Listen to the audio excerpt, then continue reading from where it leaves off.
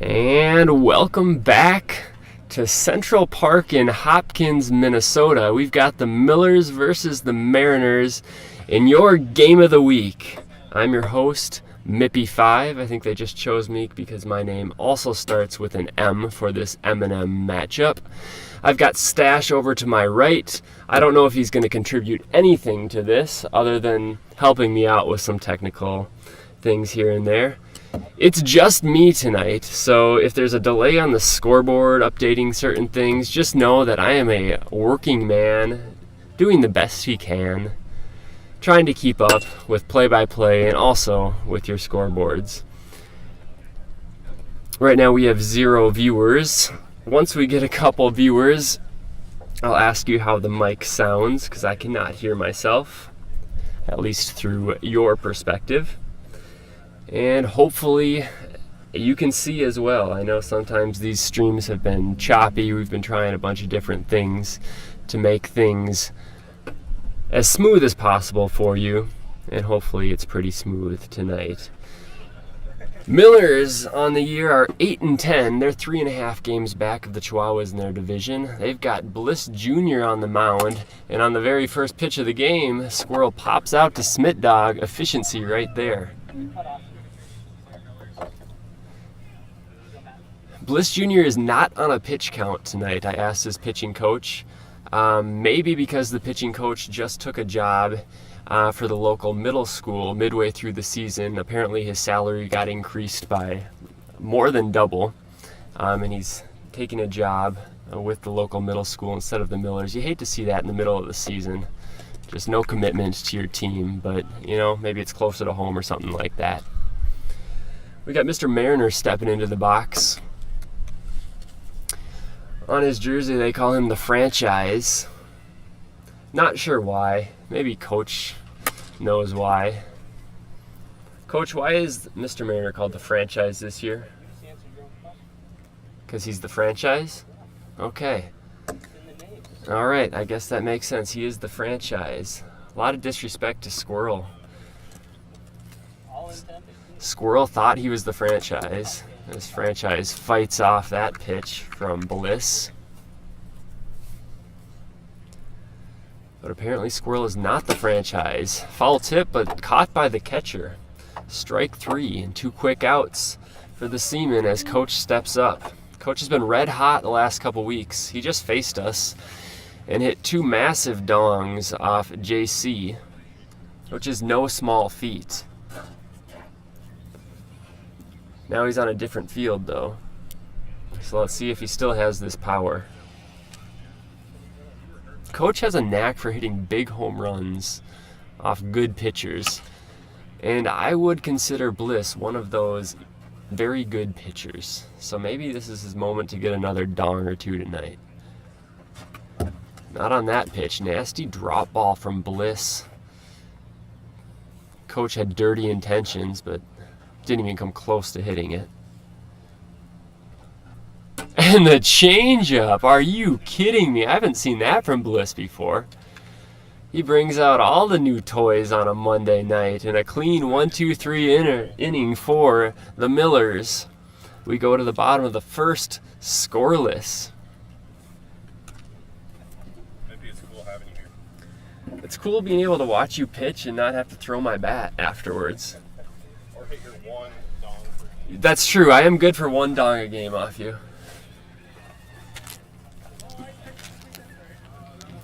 We're up to 1 viewer now in the chat. So 1 viewer, if you want to tell me how the sound quality is, that would be great. Or video quality, that would be great. Squirrel getting the starting nod for the Seamen tonight. The Seamen are 9-11 on the year, so both the Millers and Mariners are tied in terms of the division race, in terms of games back. Mariners have a slightly better winning percentage, I guess, if you go to tiebreakers.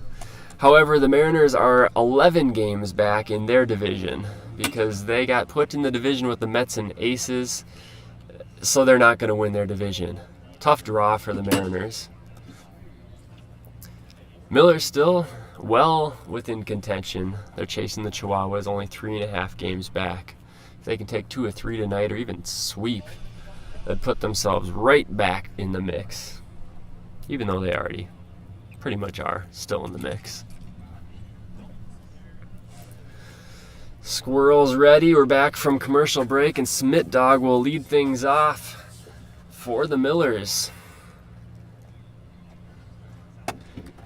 Takes a riser away. Smit Dog's been red hot lately. He's starting to catch the hang of things here in the HRL. He's a baseball player turned wiffle baller, and sometimes there's a little bit of a learning curve. And it seems that learning curve has not taken Smit Dog long at all. He's hitting .353 on the year. 7 dongs.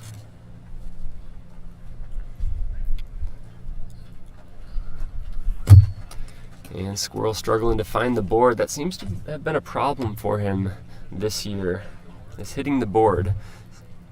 Squirrel 1-5 with a 7.53 ERA. That's high for him. He's a very good pitcher, and he's much better than that ERA and record shows, but he's got to be able to find the board.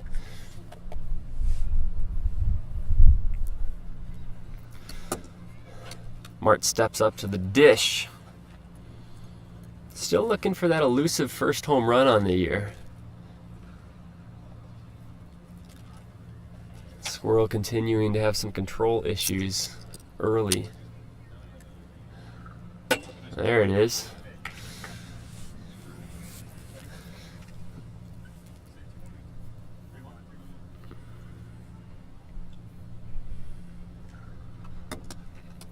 That stays inside, and Squirrel in danger of walking the first 2 batters on a national TV debut.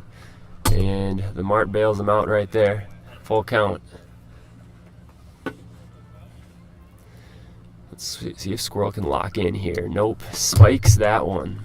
And the first 2 are going to reach for the Millers. Everybody you sound okay? I've got no comments in the chat so far. Okay. So, don't know. Bliss Jr. will step up with a chance to provide himself some run support. And he takes a couple balls. Squirrel just needs to find a pitch that he can hit the board with at this point. I think right now he's trying a bunch of different pitches, seeing which one will hit. He just needs to find one and just throw it repeatedly until he can hit the board. And right now, none are working. He looks over to the bench right now. I don't know if he's got an early hook. Bliss chases that riser right there. They do have Super Dave in the bullpen for this game, as Squirrel walks the first 3. I can grab it, Cole. I know. KOL will step up to the dish for the Millers. He's hitting 192 on the year. Looking to get over that 200. I think, do they call that the Mendoza line? I think that's the Mendoza line. That nicks the board. Good pitch there from Squirrel. He's just got to bottle that now if he's going to work out of this jam. Misses low. I don't know if that was the drop or just a riser that didn't rise. There's a riser that rose too much.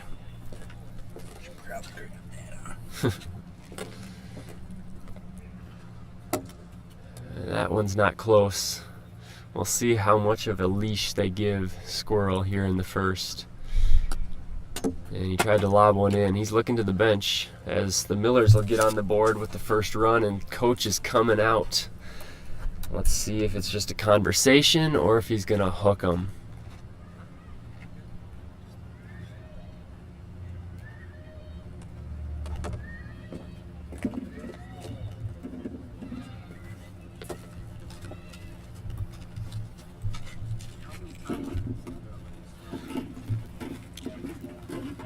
Friendly conversation happening between brothers off camera right now. Looks like they're going to leave him in. This could be his last batter, though.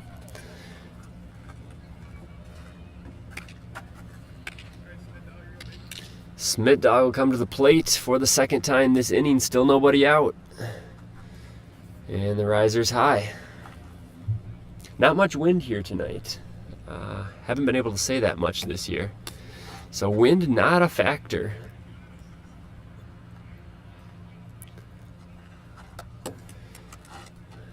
Squirrel's been mixing up that riser and drop, and he hasn't found one that he's been able to hit it with consistently, at least. And then he goes to a slider there.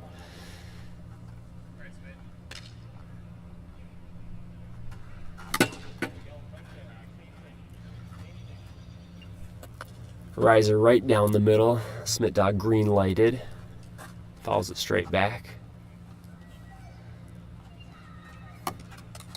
Can't find the board on that one, and another run is going to come in for the Millers. 5 straight walks to start the game.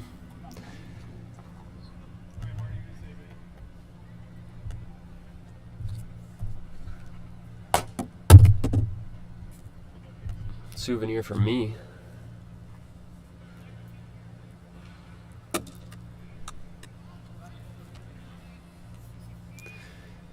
Quickly 0-2 now. Ooh, Mart bails him out. I was just going to say, I wonder what your approach is here if you're the Millers. Do you just take until he throws a strike? But that was not the approach from the Mart right there. He's looking for a big, fat, grand salami. 3-1. 4-1. You got to think this could be the last pitch. And there's ball 5. Another run is going to walk home. And that is indeed the last pitch for Squirrel. Super Dave's going to come in and try and bail the Mariners out.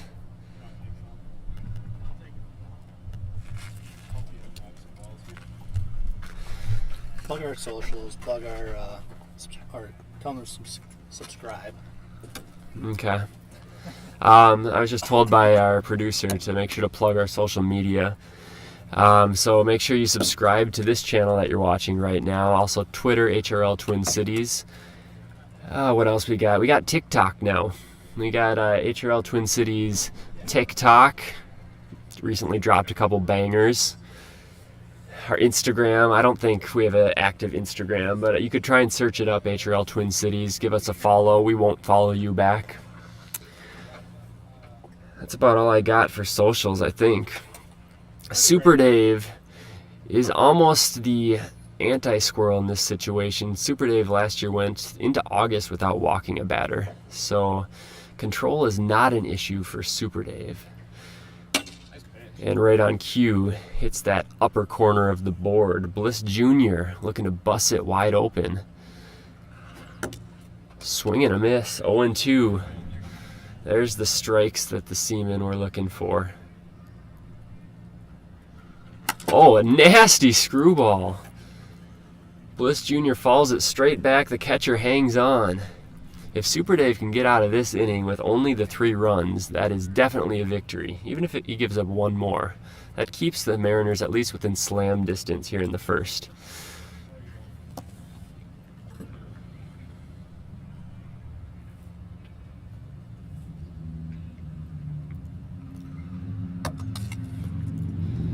Riser just outside.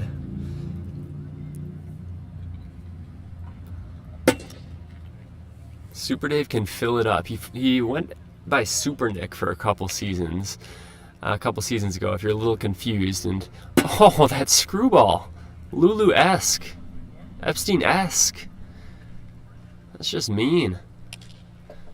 1-2 to KOL. Got him. When you can throw that screwball for a strike, then the other pitches, all of a sudden you expand the zone, and KOL just trying to protect, not trying to take that screwball in the outside corner. It waves at a riser and looks silly, but any hitter is going to look silly when you're set up by that nasty screwball. Now, big opportunity here for Super Dave to get out of it, and he pumps strike 1 past Smit Dog. 2. Absolutely locked in. Is he just going to attack here, or is he going to get fancy? The 0-2. Deep to right, but Squirrel's there. And Super Dave keeps the ship afloat and bails Squirrel out. That's what good team wiffle ball is all about. Do you have that guy in the pen that can stop the bleeding? And he not only stopped the bleeding, he put a tourniquet on there and squeezed.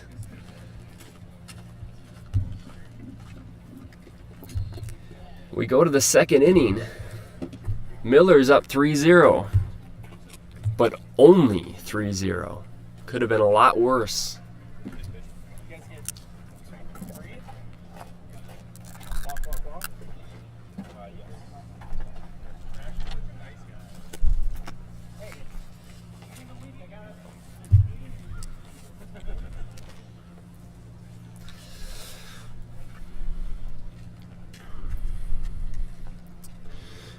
Bliss Jr. will take the mound for the second inning. Once again, he is not on a pitch count limit this game due to their pitching coach quitting mid-season and joining the local middle school baseball team.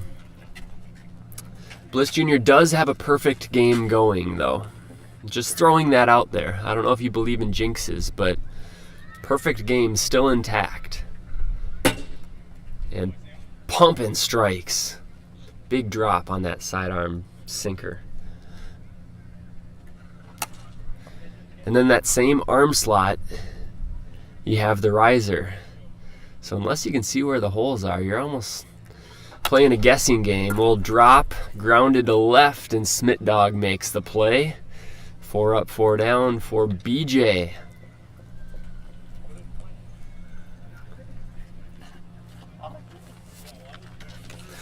Johnny Manziel will step up to the dish. He's got 2 home runs on the year.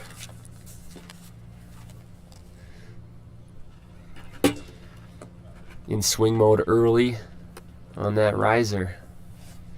If you can hit the bottom of the board with that riser, that makes the drop pitch so much more effective because people will often chase that. Johnny with a good eye right there, though, not chasing it.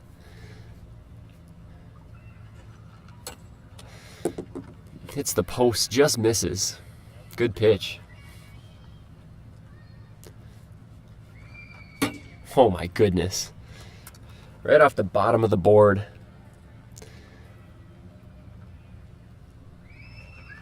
And then the drop drops right on the top of the zone. 5 up, 5 down, and Squirrel will bat again. Bliss Jr. looking like vintage Bliss Jr. His ERA coming into this game was 4.99, which is pretty high for Bliss Jr. He's had some years where he's been in the 2 range. And he had some Cy Wiffle talk. I expect that to go down a little bit as the year goes on, as the law of averages settle in. And there's a drive deep to left, and Squirrel has ruined the no-hitter, ruined the perfect game. And the Mariners are on the board, 3-1. He might not be able to hit the board, but he can hit the ball.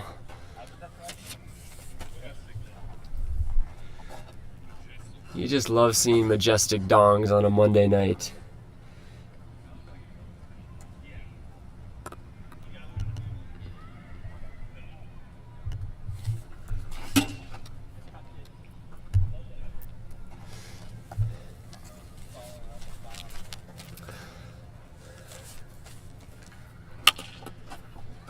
Bliss quickly ahead 0-2 to the franchise. That's why Super Dave getting out of that first inning was so important, because with that solo home run by Squirrel, they are right back in it. Sword for the franchise. And that'll end the inning. Or at least, yeah, that'll end the inning. That was 3, right? Yep. Yeah. Mariners get one back on the majestic dong from Squirrel. Near the tennis courts. Did not quite get onto the tennis courts, but it was still very beautiful nonetheless. And we got a 3-1 game going into the bottom of the second. Noticeably absent tonight, Dr. K. He's on COVID protocol. Would love to have him here to have his talents featured on Game of the Week night. one of the league's OGs, the mastermind behind the graphics on the intro for all the highlight videos that you see. That was all Dr. K. He's a magician in the editing room. Also a magician on the mound, hence the name Dr. K. Unfortunately, we will not be able to see him pitch tonight due to COVID protocols. Super Dave, in for his second inning. He ended up pitching a full inning in the first because Squirrel was not able to get an out in the first, and he had 3 up, 3 down, and he's looking to continue that trend. That screwball is absolutely gross, and I'm going to say that every single time he throws that. Mart asking if that was a new pitch. Super Dave saying yes it was, and he throws it again.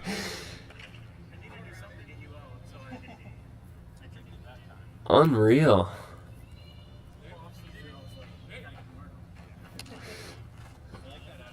So Super Dave, like I mentioned earlier, almost went a full season without walking anybody. This year he does have 12 walks, but some of them might be halfway intentional. Sometimes it's strategic to walk a batter in a certain scenario, and maybe that has made him tougher to hit. His ERA is 4.50, right around the league average. But I would venture to say Super Dave is an above average pitcher. And that's ripped to the gap. There's the first base runner off Super Dave. Franchise gets it in and holds him to a single. And Bliss Jr. helping his own cause. It's on with 1 out here in the second.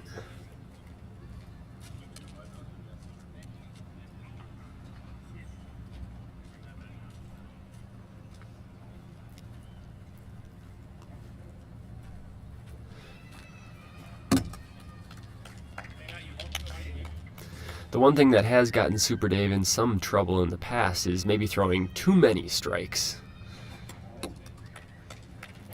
I think maybe this year he's learned a little bit. Up 0-2, you don't have to throw one right down the middle.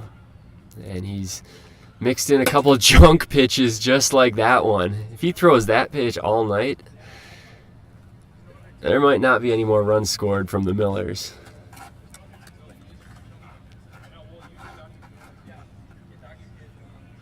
Two down, Smit Dog. He almost hit a grand slam in the first, came up just short. Squirrel was able to catch it at the wall.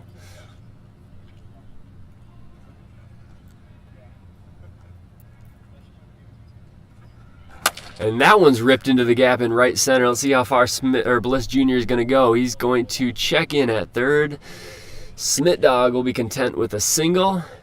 And another chance for the Millers to bust it wide open here in the second. Maybe this is time for Mart's first homer of the year.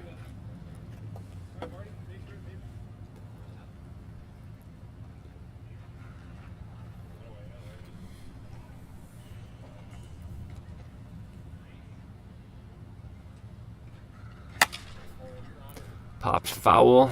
Let me know if you want to put a pole in there too. Put what? A pole. Oh, okay. I figured out how to do that. 21? We still have one viewer right now, so maybe not. That's ripped deep to left, but the franchise is going to make the play, and once again, the Millers threaten with a big home run with 2 outs, but it's caught at the wall, and the score remains 3-1 going to the third.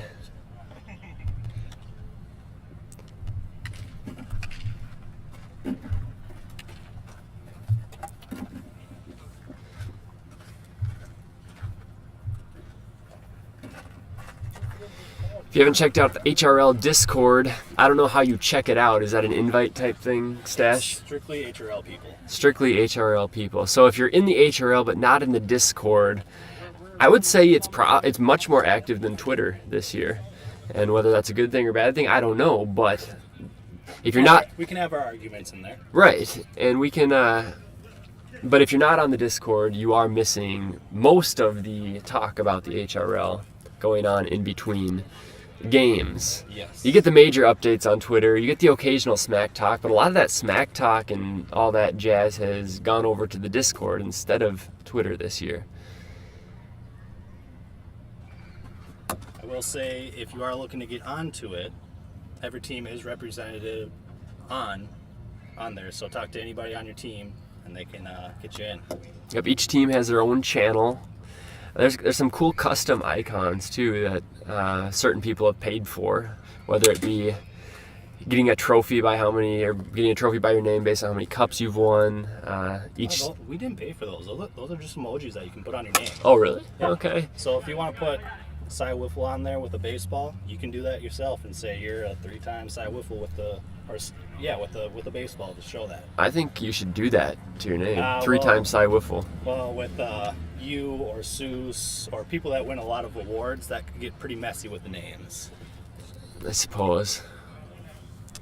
Interesting. Yeah, I had never tried Discord in my life until this wiffle ball season, and it has not disappointed. It's a good alternative to what the message board used to be. Yeah, it does have message board vibes Yes. to it. Yes. The only thing that it's lacking is the old timers. I mean, the only good thing that's coming out of it is that you can have it on your phone and it's easy to access compared to the message board where you had to log in and constantly check it that way. Right. Yeah, when I first got Discord, I had notifications on, and it was like every 2 minutes I'm getting a notification. I was like, this is too much. So I did turn those off, and I'll just go into the Discord and check it just like I did with the message board now and catch up in bulk rather than having real-time conversations. 2 up, 2 down for the Mariners here in the third. Bliss seems pretty locked in. That home run by Squirrel did not seem to faze him. Johnny pulls that. I think that was going to hit his back, and he managed to get a bat on that.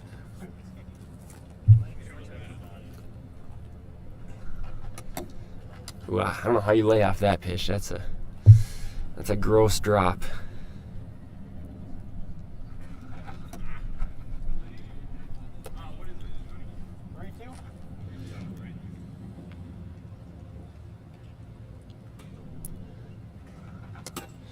Full count here to Johnny. He's had a couple good at-bats this game.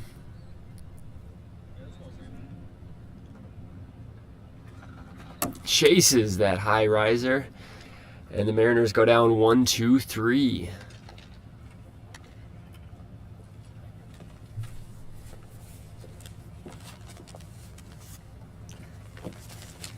Have you tested, like on your phone, listening to audio or seeing if it's No, choppy? I'll do that right now. Okay. You just go out there. I'm going to go to the...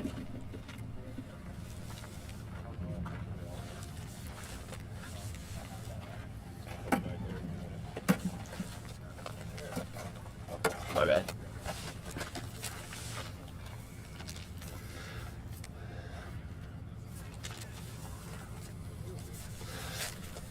Basically a perfect night for wiffle ball here at Central Park. If you're not here and you live close, come on by. The atmosphere is just beautiful. Slight breeze, I would say upper 70s. I'm not looking at the weather app, but it feels like upper 70s. Got some shade, got some cloud cover. We got some good wiffle ball. Super Dave and Bliss Jr. are dueling after that first inning. And Bliss Jr. is locked in at the plate. That's his second straight hard hit single. He's more known for his pitching, but he's got a bat on him. Don't sleep on Bliss Jr.'s bat. But also sleep on Bliss Jr.'s bat, if you know what I mean.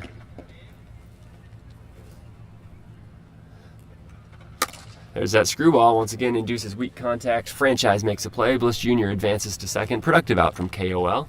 Now a ground ball could score a run, depending on how aggressive Bliss Jr. is going to be at second base.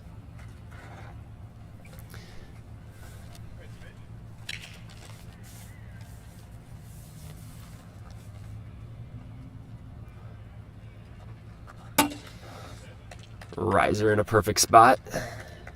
That's tough right there. I think that's the first time I've seen him miss with the screwball. It's a little bit different throwing it to lefties because it kind of comes right back into their swing. So you have to be careful not to leave it out over the plate. That one hits the post, just missed. And that's a little doinker over the mound. That's a tough play, and it's going to be an infield single.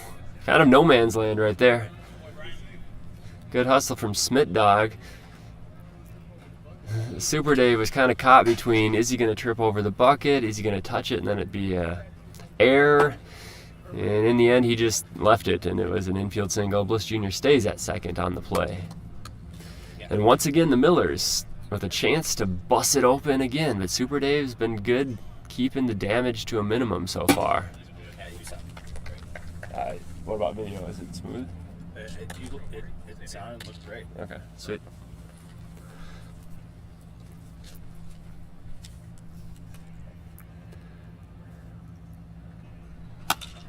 Ooh, Mart follows that one back. That's probably his one pitch to hit right there. Riser up in the zone. 1-2. There's the screwball. If you fall behind Super Dave and he throws the screw, you might be screwed.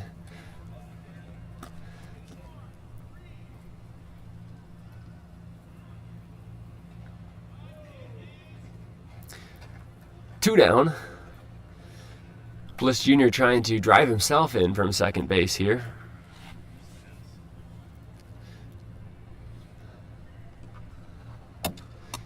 Holds up right there. He hasn't wasted any time in his prior at-bats. He's been attacking the first good pitch he sees. That seems to be his approach, and probably not a bad approach with Super Dave. And that's ripped up the middle. That's going to be fielded by Squirrel. Grass kind of ate that one up. I thought that was going to get to the fence, but Egan-y vibes right there. As the ball was swallowed up, Squirrel fields it before Bliss gets to first. Therefore, Bliss is out. And once again, Super Dave living on the edge, but no damage.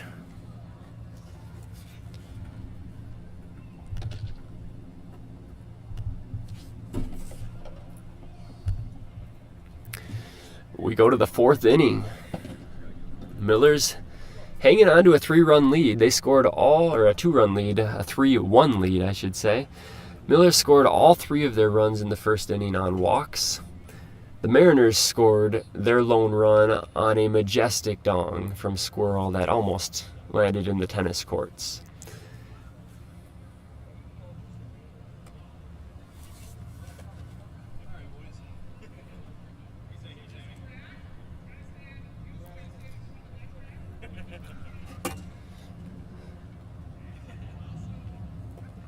There's been some discussion on the Mariners bench, once again, as to why they call Mr. Mariner the franchise.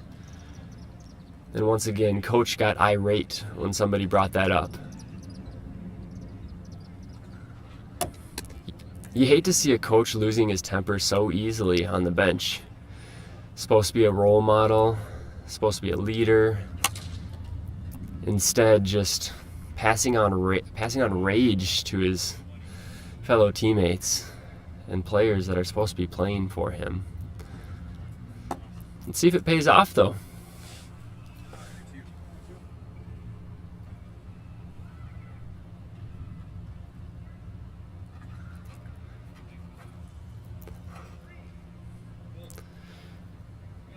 Full count to Squirrel here to lead off the fourth.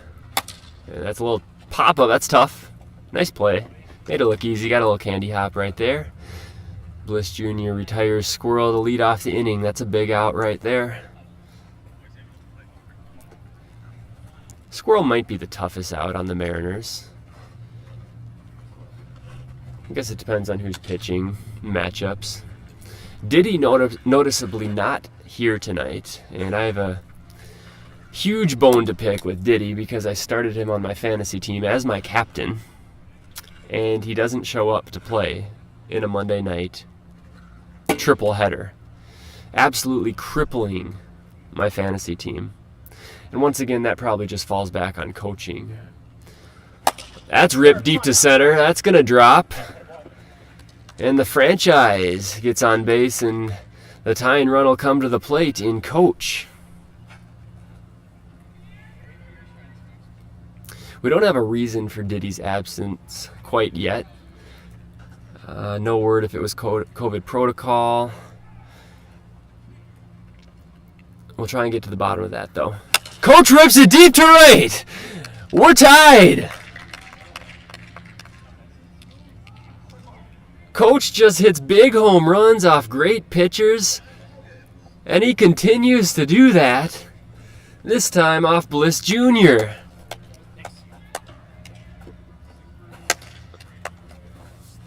Wow, that was a no-doubter. And we are tied at 3. What a game. Super Dave eager to give the Mariners the lead right there. He was green lighted. Then gets drilled with a 61-mile-an-hour riser.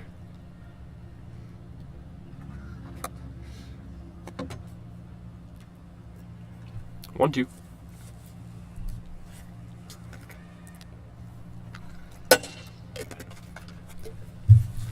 Takes one right down the middle on a heater. That one felt hot.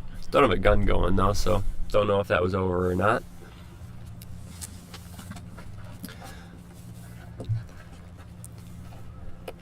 It's the punishment for one of your teammates hitting a home run. Next guy gets one in the mid-60s. Classic HRL.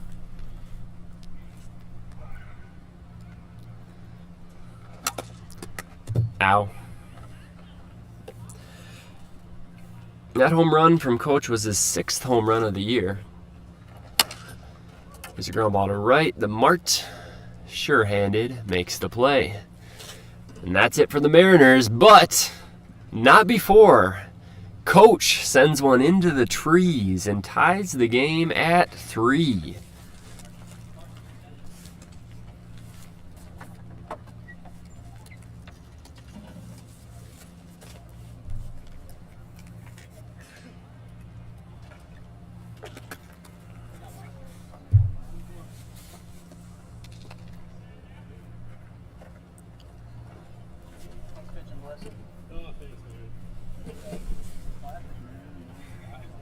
Cephas bros know me like back their hands. Got some for you, Dave. We go to the bottom of the 4th, tied at 3. Super Dave back out to pitch. He's yet to give up a run this game. Talking to Super Dave before the game, he said the person that he's faced the most in his HRL career is actually Bliss Jr. And maybe it's destiny, but since Squirrel got yanked, he gets to face Bliss Jr. again.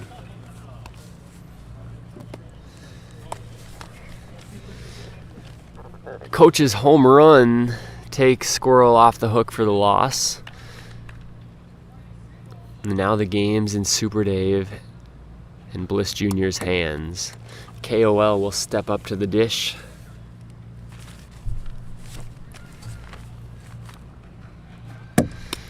He walked in the first inning. Nothing since.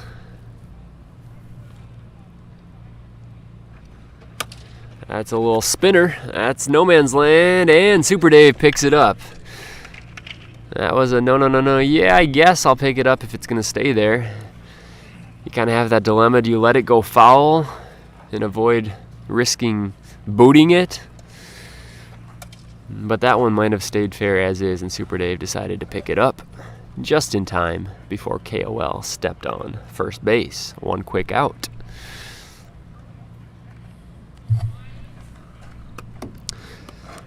Smit Dog will step to the plate. Based on quick little eye test so far this year, seeing him hit and looking at his stats, I would say right now he's the most dangerous Millers hitter.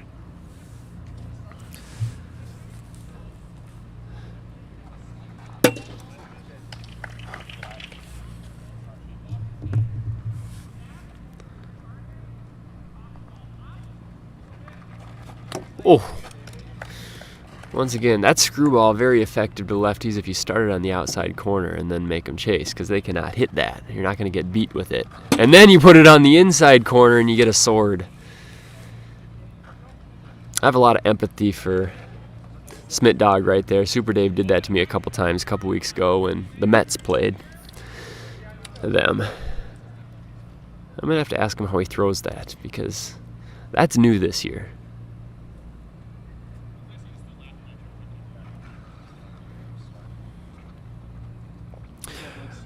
We're up to a record 2 viewers now. Big shout out to our second viewer. Love to have you here.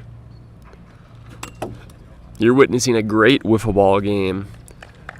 A little bit sloppy first inning with walks, but since then, some big home runs for the Mariners. Oh my goodness! That's a new pitch. The 4th inning, that's the first time he's thrown that pitch all game. I think that's just a straight up changeup. You don't see too many pitchers in the HRL with as deep of a bag as Super Dave has. I've lost count of how many pitches he has. That's a check swing right back to him. And that's it. What a quick inning.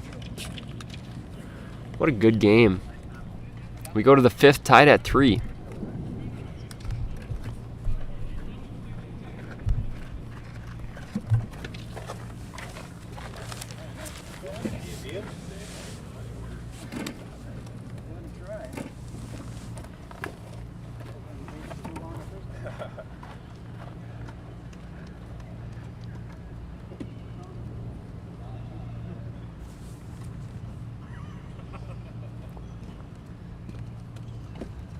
Honestly, I'm a little surprised at the viewership right now, considering it's a great game.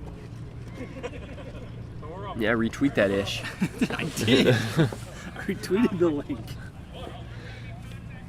We go to the 5th, tied at 3. Squirrel got the scoring started for the Mariners, and he rips one to left. That one's not going to get out, though. Just got it off the hands right there. Momentum definitely has shifted towards the Mariners. Miller's had many chances early to kind of put the game away, but just great coaching from Coach has kept the Mariners in it. I've been talking all game about how well this team is managed, and their resiliency has just shown through. Ground ball to left is going to be a tough play. I don't know if that hit the base or not. It's not fielded cleanly by Smitdog in left, and it did hit the corner of the base. Therefore, the franchise reaches. You almost have to rule that one a single. That would have been a pretty tough play, and it would have been bang bang. We'll see what the official score rules that one.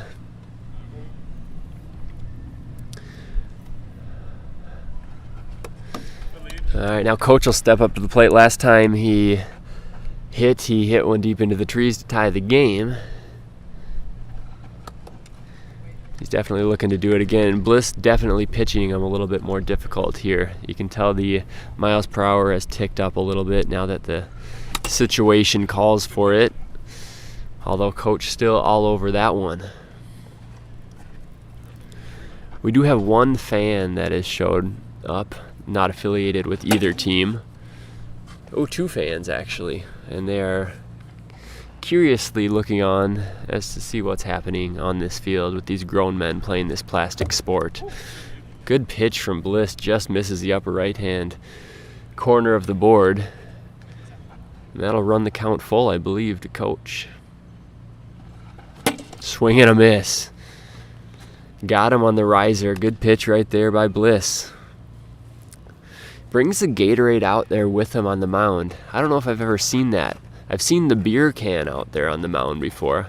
I don't know if I've seen the Gatorade bottle out there. Maybe I should try that. I've never even thought about that.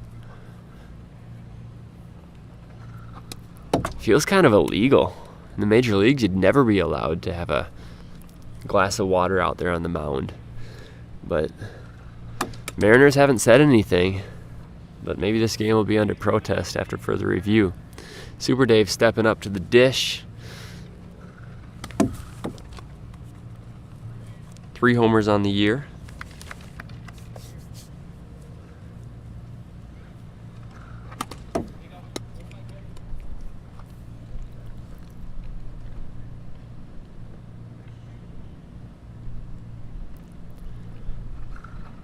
Oh.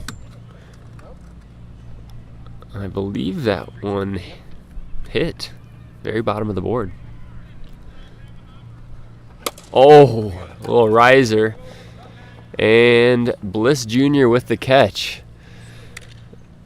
Almost like a little hitch in the swing from Super Dave right there. It looks like he was sitting drop. He tried to slow his bat down for the riser. And that was the result.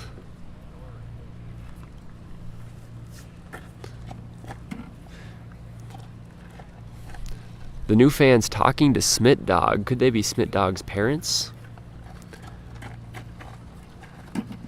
Love to see it when family shows up to support.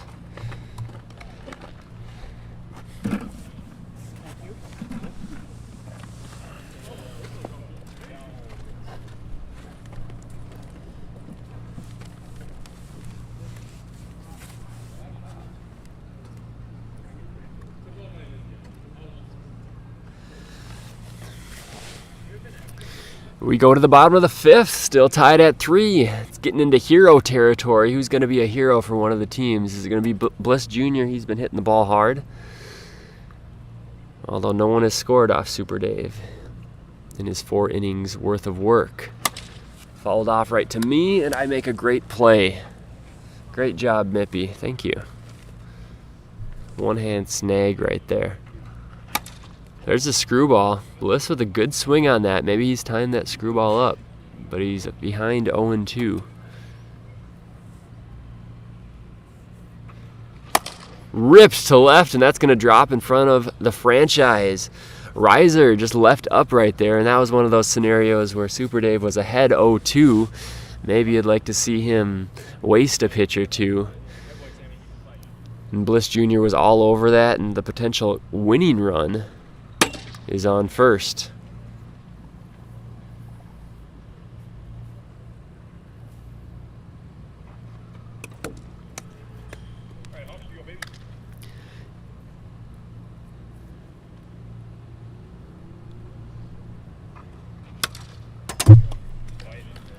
KOL puts a good swing on that one, but he's behind in the count 1-2.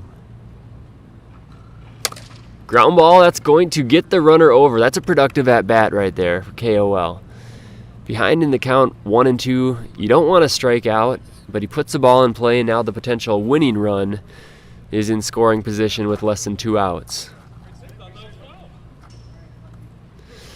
Then Smit Dog has shown that he can make contact. Might be the only thing he needs to do right here is put the ball in play.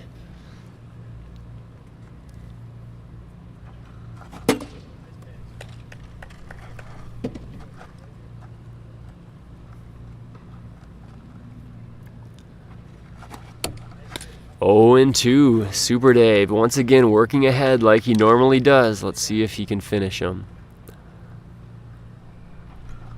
Yup, that is a perfect 0-2 pitch right there. Screwball that looks like it's going to be right down the middle and then just dives away from a lefty.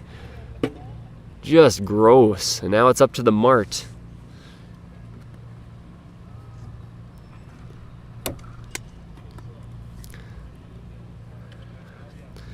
About 2 innings ago, we had the same scenario.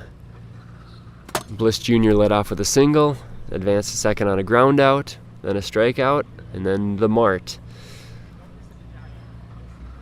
Ground ball to left, if fielded cleanly, that'll end the inning, and it is. Super Dave, a magician once again, getting out of sticky situations. We go to the 6th in a tie ball game. If you're not tuning in, now is the time to tune in. Text your friends, text your family. You're going to witness a game-winning hit in the last inning by some team. One of the greatest games that we've had on Monday night. This is a really, really well-played game. Good pitching. Some home runs. Hello. We've got our super fan looking over. This is our live stream setup right here. I thought it was cool. Yeah. What are your thoughts on this league? If I was a lot younger, this would be a riot. Yeah. It would. I mean, It is a great riot. idea, a group of guys to get together and have a lot of fun. Yeah, it's a blast. I mean, you can't even. Whoa! That thing moved like 5 feet. Yeah. Yeah, from behind home plate, you can see the movement on the pitches a little bit. And Bliss Jr. definitely has a lot of movement. good humor. I've seen it on TV a little bit, but Okay. 1-1 to Johnny Manziel leading off the 6th. Drop ball. And Bliss working ahead 1-2.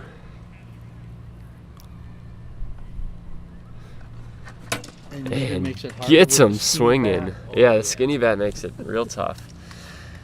The Millers were victim of heartbreak last week, if I remember correctly, facing the Braves. I believe they got walked off after having a lead in the 6th inning. So they're trying to avoid heartbreak again this week. Squirrel, they're trying to provide that heartbreak, though. Ooh, just missed a pitch right there. Drop ball stayed up a little bit. 2 strikes to Squirrel. Staying alive. Squirrel putting some real good swings on these. Little League plays when you bring Bliss the better ball be to the careful front right court. here. It's not a bad pitch.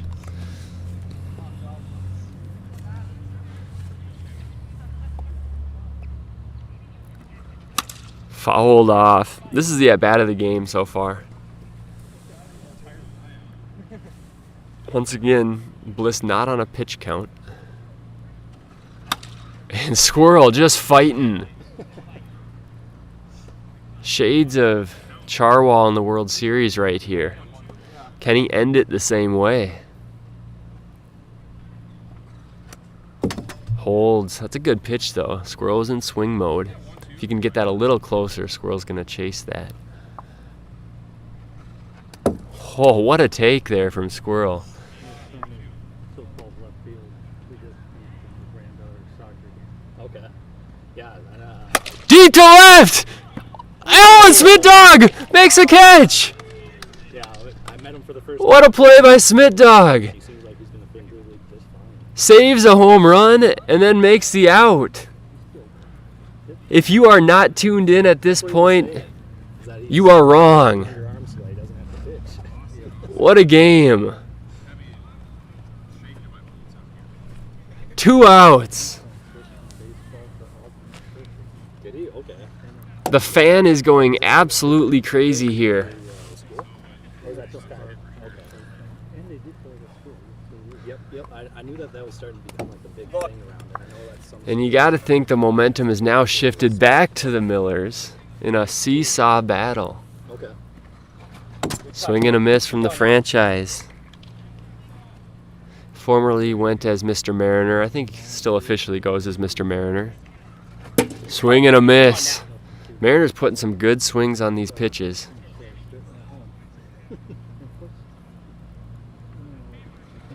Deep to center, and Smith Dog with a one-handed catch. He's everywhere. Rookie of the Year potential, saving the game for the Millers. And the Millers now have a chance to walk it off. 2 great plays from Smith Dog to bail Bliss Jr. out. And then What an off-season signing for the Millers. okay, so he plays at Pilot Knob, Sky Hill Park. Okay, so do you know where Baldman Brewing is? Yeah, so it's just a little bit further east and then south a little bit. So it's right off of that road. I can't remember what road that If is. you're just joining us, it's the bottom of the 6th, tied at 3. And then Super Dave has pitched 5 shutout innings coming in Park is also the other one as a reliever. from Sky Hill. There's been some clutch home runs, but the Millers have a chance to end it right here with 1 swing. 3 divisions and not Bliss Jr.'s been stinging the ball all game. A lot of singles. Can he elevate one here? Spinner, that's going to be tough. It's spinning a ton, but it's fielded by the franchise. The tall grass kind of killed that one as well. About a month ago, that one's going to spin all the way to right field, and it's going to be almost impossible to field, but this time it nestles in the medium-length grass for the first out. Yep, so my KOL steps up. per person play. This would be a good time for his first home run of the year. How many teams are in the league? and then how many or which league you're in if you're in Hopkins or Egan. So it's not a whole bunch. A little spinner down the first base line, and that'll just trickle foul. I know that's right off the camera, but it spun foul just before it reached the So base. this is all just, yeah. Exactly. Yeah. Shout out Vlade for joining the chat. Love to see it. Traveling Cup. No, Bliss did not throw a perfect game. He is past his prime. Chopper back to the mound. Super Dave lets that go, and it is a veteran move in that situation to let Squirrel field that one. With the grass so short in front of the mound, it's pretty risky to try and field that. Because if you boot it, that's an error, and KOL would have reached. Now Smith Dog, the hero in the field in the sixth. Can he be a hero So there's at the plate? between first and second, second and third. If you get the ball over that Ball one. line, it's an automatic hit. If it's before that line and the fielder grabs it before you get to first, then it's Swing and a miss. Super Dave's been locked in facing Smith Dog. He's gotten that screwball. First year, just before he retired. And there's the screwball again. People start to hit it. When he throws the screwball for a ball, it's a great chase pitch. 1 and 2. Knocking out a lot all over the place. Smith Dog gets a piece of that. yep, one of my Seems to be falling in love with that screwball, and so am I. exact same thing. Knocked him out. Hit him right in the eye though. And 2 and 2. from there on out, I never played infield again. Oh, the riser! Swinging a foul tip. Hung on to by the red square. We're going extras.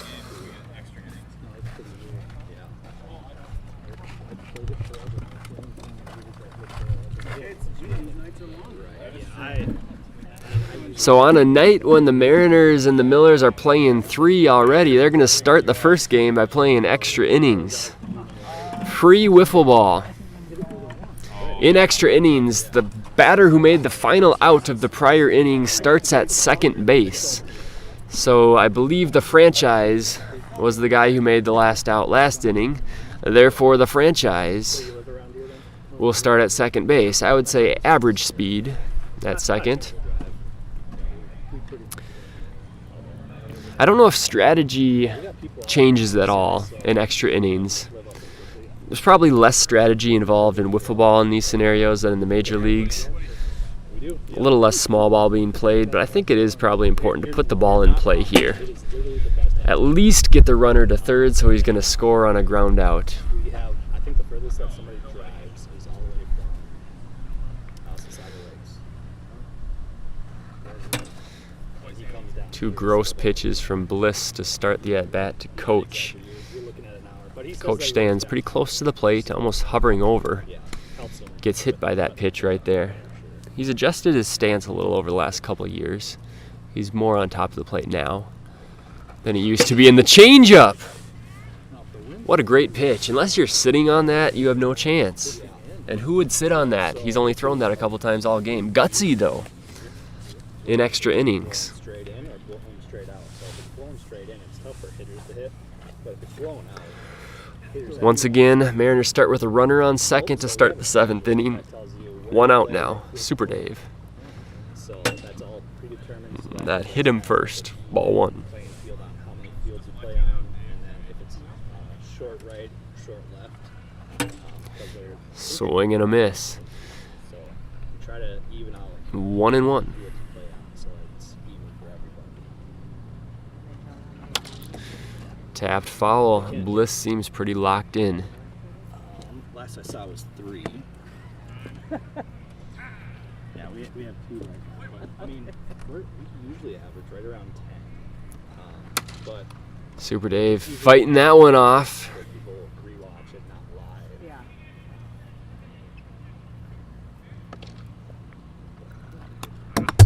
Yeah. Ow. We've tried. So one of the teams is actually sponsored by Bud. And then a couple of years ago, we had the Yankees sponsored by the Yankee Tavern. Rip to center, that's going to drop. Franchise does not get a very good jump on that. He's still going to round third, and he's going to score. The ball fumbled a little bit by Bliss Jr., and Super Dave comes through in the clutch to put the Mariners on top 4-3. Oh, you're not wrong. You're not. Franchise looked like he went back to tag up on that. I didn't think he was going to have a chance to score, but the relay was not super fast, and then the little bobble by Bliss let him score easily. Mariners take a 4-3 lead. We'll see how far it goes. I think this is like a trial year for them with just the one team. Super Dave replaces Franchise at second. Same situation now for Johnny, except this time the Mariners up 4-3. Swing and a miss. Bliss quickly disposes of Johnny. This is still a big batter right here because the Millers will start with a runner on second. And any ground ball could score that runner. So if the Mariners can get a second here, that would be huge as Squirrel rips one off the Mart. Almost breaks his clipboard right there. It's off camera, but he got drilled. That's doinked! Short of the line and fielded by KOL. Oh, that was close. If that's over the line, that's another run. And if that's bobbled by KOL, that's a run. But it was just short and not bobbled. No argument from Squirrel on whether that was over or not. I could not tell from this angle. Smith Dog gave the symbol that it was about an inch short. It's a game of inches, folks. Talk about drama. Now Smith Dog at second. Probably the fastest Miller on the team.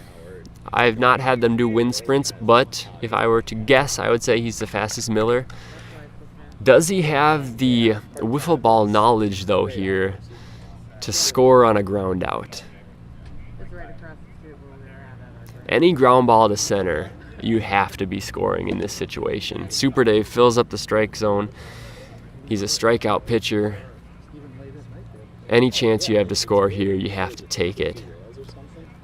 The Mart with a chance to be an absolute hero right here, though.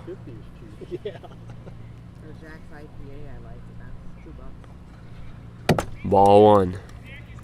First base is open, but Super Dave definitely not looking to walk anybody here.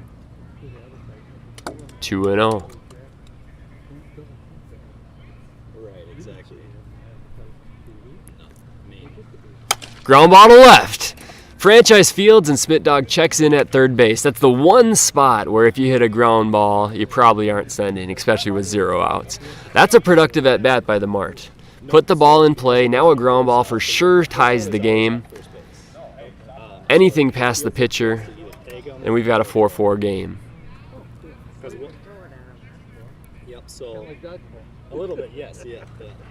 What a pitch. The screwball had Bliss way out front. Feels the ground ball. He then has to either still tag him or throw him out because it's no longer a force out because you got the run out at first.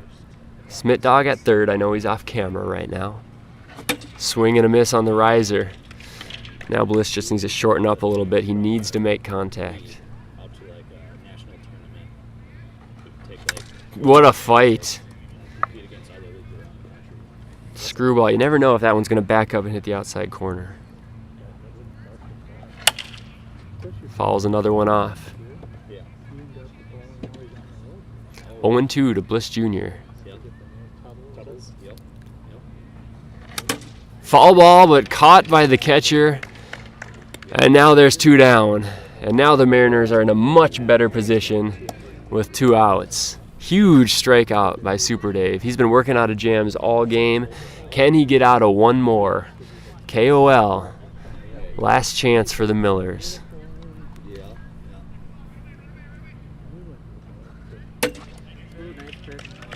That might be the best pitch he'll see all at bat.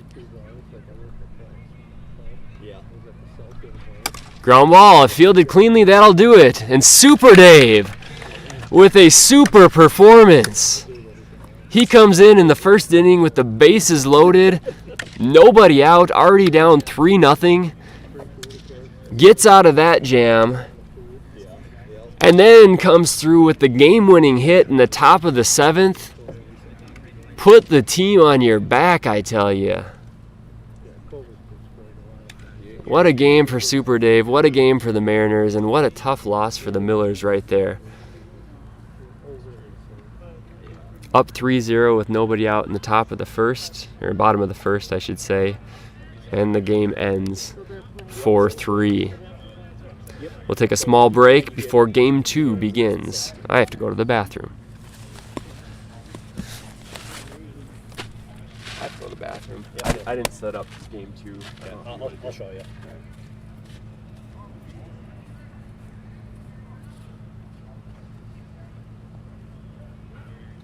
So does it cost you to stream it? Nope, all free. The only thing that we're using is somebody's data, but they have unlimited data, so that, I mean, they are paying for it, but it's nothing extra.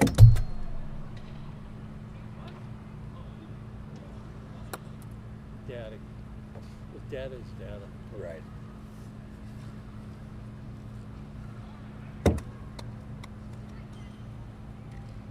Oh, you got, what is it, the sports bar down on Shady Oak Road too. Scoreboard? Is that Is that over there? still I'm not sure. I know that there's like a couple scoreboards around. I'm not entirely sure where they're at. It used to be right down on Shady Oak Road across. I don't know if that's still there. Okay. I know that the new brewery right here, Bear Cave, opened up, so we're gonna see if we can try to do something with them as well. But since they're relatively new and they're still trying to figure everything out, we'll see if they're even open to it. Some of those breweries are a lot of fun. Oh yeah, I will say Bear Cave is a good atmosphere, and they got like a patio up on top of their building, which is awesome. Especially on like a night like tonight, it would be perfect. Could be packed up there. Oh yeah. We were at the Bald Man Brewery in Egan. Yeah. Yeah, the playground. Oh yeah. Yeah. That's usually where we pregame. Is it? Yeah. Okay. Yeah. That's cool. Yeah. It's got a good patio. You can bring your dog. Oh yeah. Yeah. Give me a second. All right. So you wanna? Yeah, can I carry it over here? Yeah. Yeah. Okay. Tell me when I'm in. Well, you're caught on everything. Yeah, Hold on. Don't do too much, I'm not moving. because everything's. Yeah.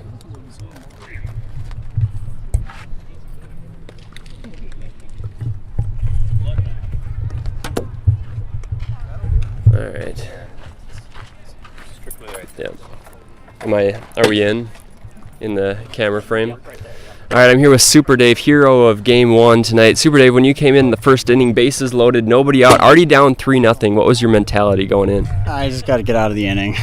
Can't let the damage get too much. If you go down by too much, you can't really come back. Blitz is too good. Got to keep it reasonable.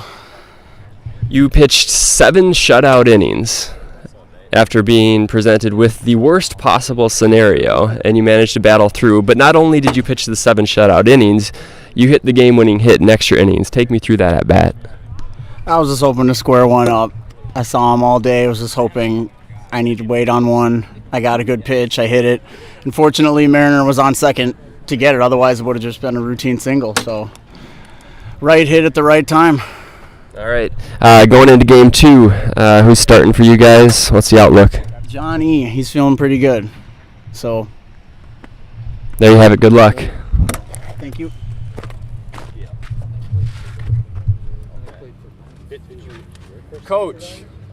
Okay, because I was gonna say I work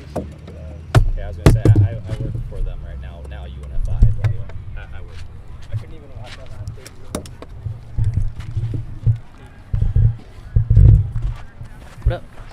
All right, we got a camera right here. This is Coach from the Mariners. Coach at the game-tying home run, and I believe like the 4th inning or something like that.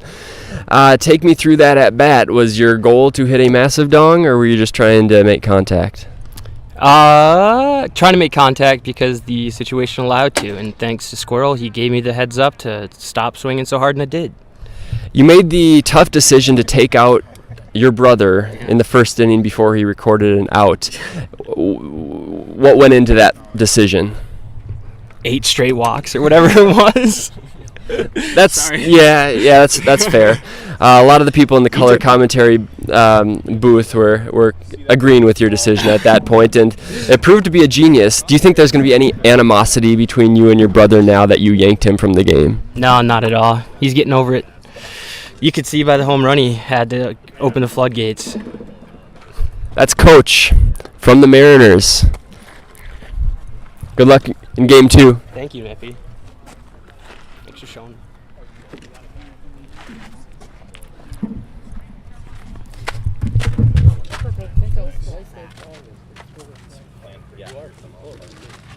For that distance, we go with 5. Here we are with Bliss Jr. You have to stand over here. Okay. Bliss Jr., when you were spotted 3 early runs, how did that make you feel? It made me feel loved. Any run support I can get is always welcome. And then when you blew the game, giving up that lead, how did that make you feel? Not good. There you have it, folks. Bliss Jr., straight from the horse's mouth. Thank you.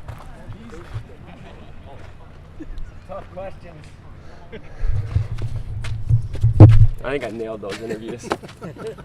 Are you going to be a commentator or what? I am a commentator. No, I mean professionally. I wish. That'd be fun. But after hearing this, I don't think I have a future. So Some of the guys need to go that are commentating on major league sports. Yeah, there's some good guys out here. Good guys, but But some there's of them are some just really so bad boring ones, to too. listen to. All right, so you know how to do the score, and you know how to do the inning. So you just reset that back to 0. Yeah. All right. And so all you got to Inning 1. Done. Ow. Home team score 0. Done. Away team. Oh, I know how to do this. 0. And then just click name. Yep, and just change it. So now we've got Mariners. Done. Oops, not enter. Done. Mariners versus Mariners. And now we've got away team name. Right? Yep. Millers. Done. Boom.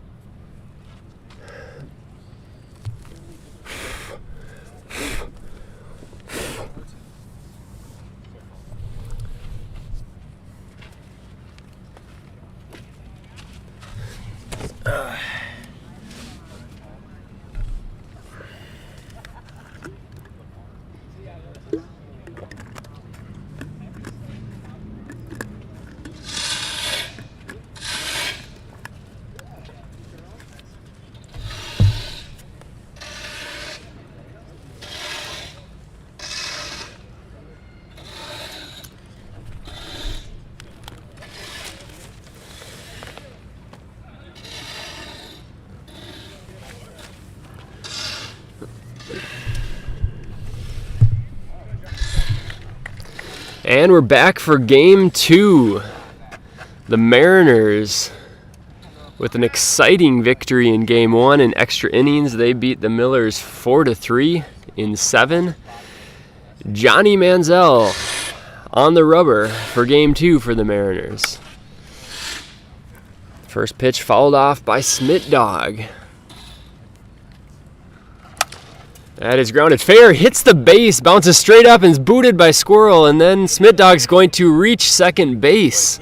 That took a weird bounce right off the base. I know you can't see it. These bases are flat, but somehow it hit the edge of the base and just bounced straight up into the air. If Squirrel had fielded it cleanly, it would have been an out. However, Smit Dog reaches second as the ball was kind of kicked towards the right field line. Now Bliss Jr. rifles it to right, and Squirrel can't come up with that one. And right off the bat, 5 pitches in, the Millers take a 1-0 lead. Good boy, Sammy. Squirrel with a chance to totally redeem himself, and then he didn't. Great effort, though. Can't expect anybody to make that play.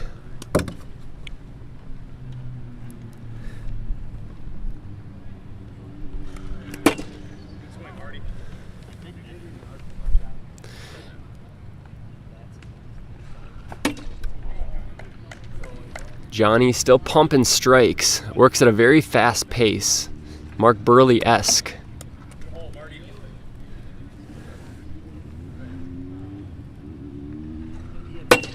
And Mart takes one right down the middle. Apparently he doesn't like it right down the middle.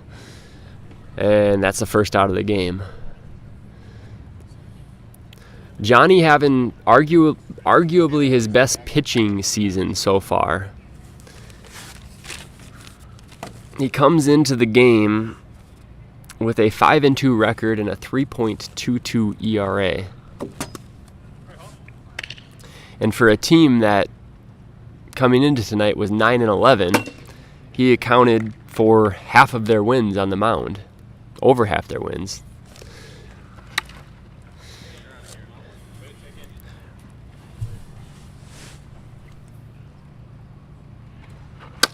Ground ball sharply hit to left, Franchise Fields. 2 away. On the play, Bliss Jr. moves up to second base.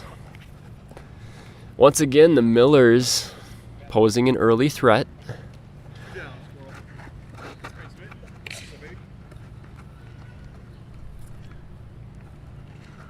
And that's grounded to right. Can Squirrel make this play? Yes, he makes this play, and that'll do it. So a lot of action, a lot of quick action. And the Millers score early, 1-0, but that's all. We go to the bottom of the first, 1-0.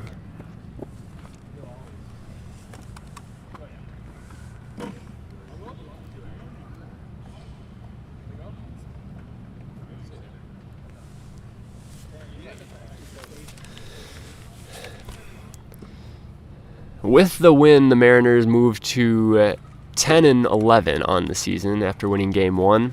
They are now within 10.5 games of the Aces. Don't look now. Here comes the Mariners. Mariners almost hit their projected win-loss total on the air. Ooh, you just got hit right in the nuts. I saw it. Yeah, I was gonna- Oh, okay. Yep. I'd be on the ground. So the projected win-loss. Oh yeah, there was an over/under, wasn't there? 11 for the Mariners. So the over/under for the Mariners on the season was 11 wins, and right now you're at 10. So you've not passed it yet, but if you win these next 2, you will pass it. Yeah, Mariners have been a surprise solid team this year. They're over, how do I put this? Overachieving their over/under expectations so far. We're up to a record 4 viewers. Welcome, everybody. Squirrel pops it foul. That will not spin back fair. Squirrel hit a home run in Game 1. That was his 6th home run. Him and his brother have the same amount of home runs because Coach also hit a home run last game. Little sibling rivalry, maybe. Right, yeah, exactly. So, I mean, we are the one. Oh my goodness, does it have too much spin? No, it's gone. Squirrel squeaks it over the left field fence. This one not as majestic, but it still counts. I thought that was maybe going to stay in the yard, but it just had enough carry. There's absolutely no wind right now. And the holes must have been facing the right way because this game is now tied 1-1. Yeah, this is a great night for football, honestly. Smitdog on the mound. Last week he had his first career win. He has not pitched much at all. I don't even have his pitching stats, but I do know that he got his first win last week on the mound.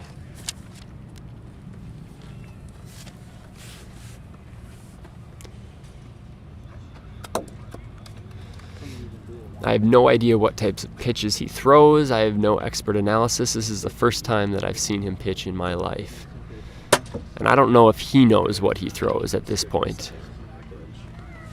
You played against Josh from the Braves, Scrabble? I have not played Scrabble. I've been on Scrabble's team for Wifflepalooza, but or Wifftoberfest, sorry. His drop ball is very box-esque. We got a brand new box. Yeah, I was thinking his screwball was very Lulu-esque. Screwball? Or maybe it is a drop. You might be right. Yeah. Yeah, there's one league out in Michigan. Yeah, shout out Scrabble. Definite Rookie of the Year in Egan. Probably top 3 MVP right now. If I were to vote, which I can't vote in Egan, but if I could, he would be my number 2 choice. really big Look at that honesty from Coach. Nobody saw that it hit the bat. But Coach said that the ball hit the bat, therefore it should be a strike. What integrity. And then the entire Millers team says that that pitch did not hit the board. So much niceness going on. And he's rewarded with a rip over the first base line for a single. and I was just like, I don't know, I'm not here to win, I'm not here to argue. This isn't to the owner. I'm just here trying to make money. Like, understand, we're not in the World Series. And I was just like, I'm done. It's not fun. We've got way too much. Little controversy about whether that was over or not. From my angle, it looked pretty clearly over. But my angle is not the greatest. They're going to call it that it was over, and Squirrel's going to pinch run. I believe that was the correct call. Both are feet huge. Both knees are big. So the Mariners now with a chance to have a big first inning. One shoulder. A couple times. Without Dr. K here tonight, not much in the bullpen for the Millers if Smith Dog can't go. Marty is waiting, but he's in line to pitch game 3 tonight, so they're not going to use him from the pen. And I don't know what KOL can do on the mound. So this might be just Smith Dog's game, no matter what happens. Nope, so we do have an age limit of 18. Super Dave runners on first and second, tied at 1 in the first. The hero of game 1 takes a walk to load the bases, and now Johnny Manziel. I don't know how Johnny got his nickname. Maybe we'll interview him after the game to find out. Or maybe he'll just have to be on Stash and Sanchez's podcast. Hey, Scrabble actually is in the chat. He's one of our 5 viewers. Hi, Scrabble. You're welcome for the shout out. Well earned.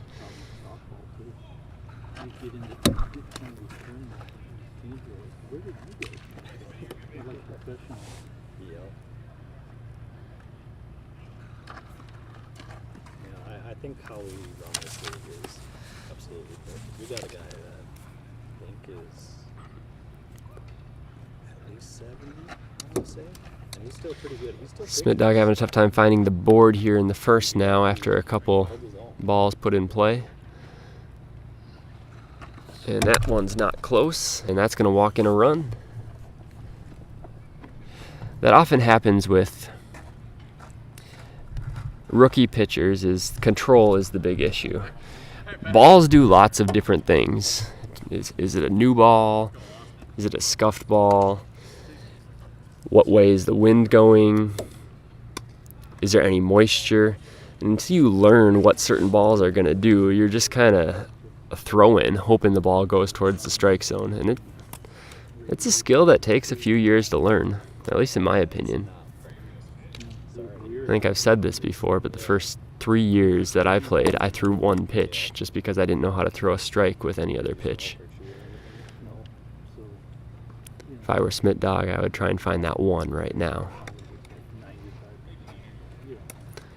Squirrel will bat with the bases loaded.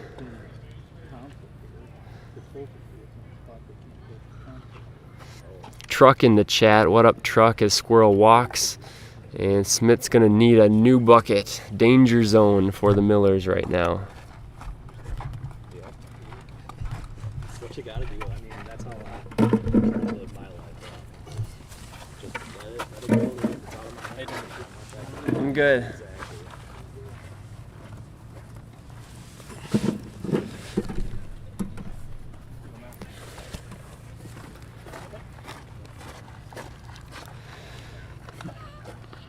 Looks like we got a couple Eganites in the chat with Scrabble and Truck.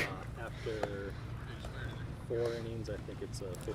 As mentioned before, Scrabble part of the, I don't want to say surprise Braves, but I don't think anyone expected them to be this good this late into the season. I don't know their exact record, but I believe they're in first place. It's like 16-2 or something like that. And they've always been able to hit, and it's just been the pitching for the Braves that has been their Achilles heel the last couple of years. And that's ripped to center. Bliss Jr.'s there. Super Dave will tag and score to make it 4-1. But with the addition of Scrabble on the Braves, they have a much more complete team. Handsome Matt as a number 2 is a very solid number 2.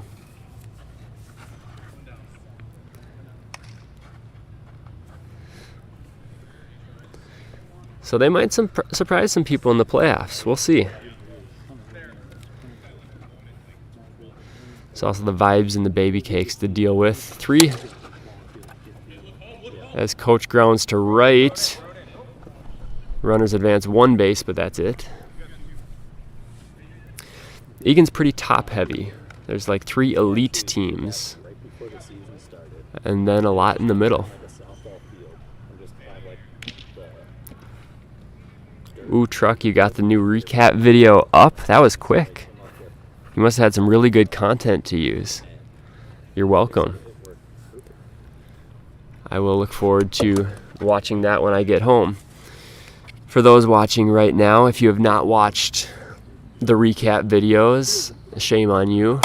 Pop up to the pitcher, Smith Dog with the play, and that'll end the first 4 runs for the Mariners, though. There's recap videos, and then there's the Truck recap videos, which are on another level. They're home movies. They're mini documentaries.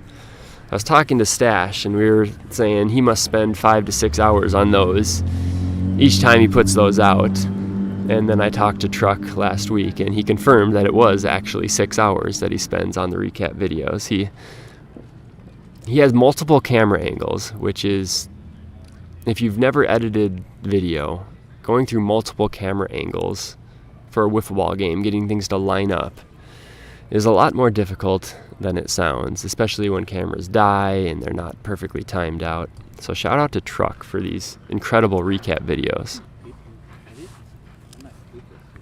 Shout out to everybody else that are also making recap videos. Any video is good video. Don't let anybody tell you your recap video is not good or not as good as somebody else. We love seeing just content. And up until a couple years ago, we didn't have at least consistent video content. Now we got live streams. Johnny now takes the mound with a lead for the first time this game. Bliss Jr. with some great swings tonight. He's got three singles to show for it. But if he can get that launch angle a little bit higher, he's going to put one on the tennis court. Johnny dialing it up right here. Sorry, there's nobody pushing him. Ripped right off, Johnny. That's going to be a hit. And Bliss Jr. once again with another single, hitting the ball hard. Wiffle balls do hurt. Johnny's trying not to limp, trying not to cry. He's smiling through the pain right now. But I know that shin hurts.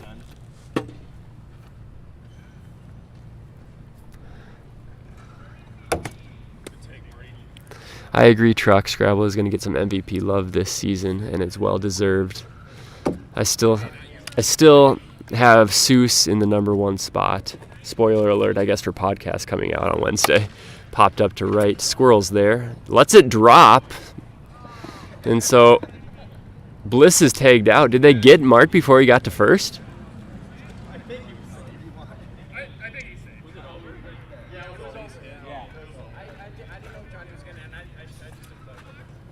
And so Mart does reach on that play. Squirrel with actually a genius play right there. He let it drop behind the line, tagged Bliss out, and almost got the Mart running to first base, which would have been a very rare HRL double play. High IQ play there from Squirrel. I don't know if even people on the field have picked up on what he was trying to do there. At first it looked like he was just kind of lost. So another hypothetical for the chat out there. Ground ball to right, Squirrel boots that one. That's going to allow Smith to read. So he went from a high IQ play to a boot. I guess that's not just IQ, that's just fielding ability. Some debate on the field whether that's an error. That's definitely an error. We'll see what they Previous play. So they're talking. see. They're talking about the previous Going play. back to Bliss's one up the middle off Johnny. Yeah. Say that one goes out of play. Is that ruled the double? Oh. In the book. In the book. All right, chat. Think about it right here. There's a play when Bliss led off, lined it off Johnny, and it almost ricocheted out of play. I would rule that a double because it wasn't like he kicked it out of play. Right. And now there's some situation going on right now where the Millers actually batted out of order.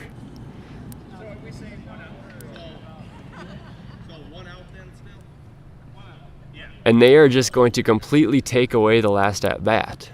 As long as both teams agree on it, I guess do what you got to do. So a Squirrel's error never happened.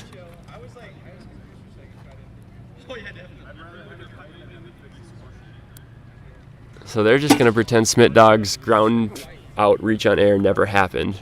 And KOL strikes out. A lot of things going on this inning.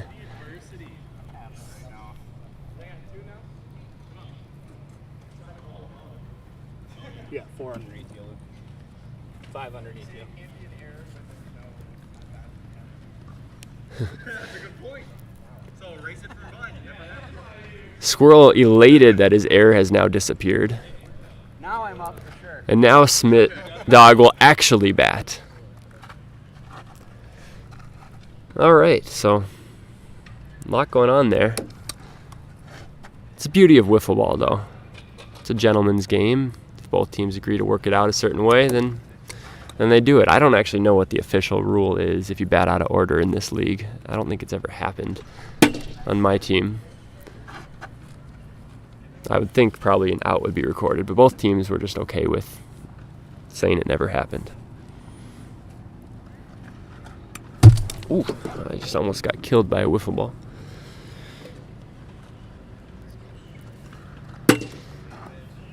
Smitty takes one right down the middle. Truck, I will tell Bliss Jr. that he's your guy in a second. As Smith Dog grounds one to Squirrel. He makes that play. We got 5 underneath you, Luke.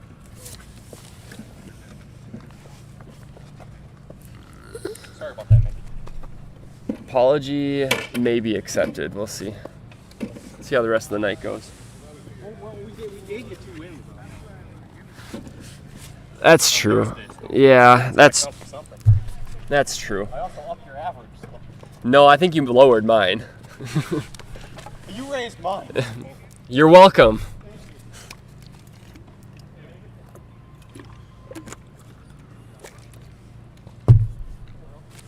Shout out Caveman Kershaw in the chat. He has some really good takes in the chat right now.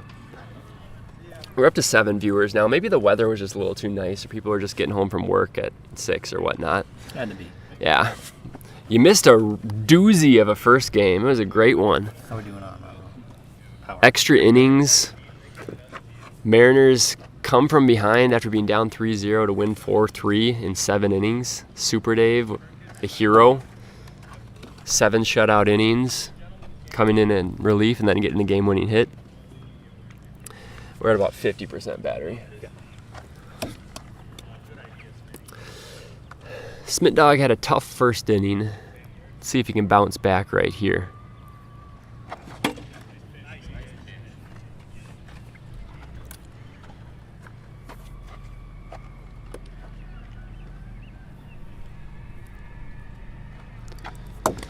Speaking of Braves singles, Truck, poor Scrabble over here, 7 reach on errors, so they're giving him the rookie treatment in terms of the book. So he's not getting any Braves singles.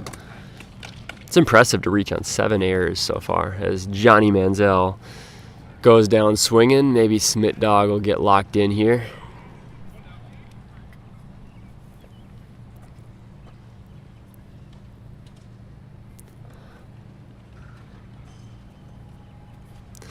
Squirrel homered in the first inning. He also homered in game 1, which brings his total up to 7 on the year.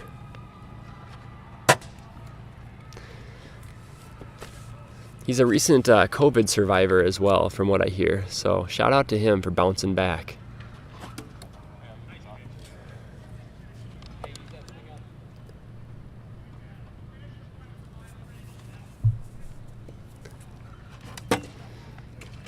Nice pitch there from Smith Dog.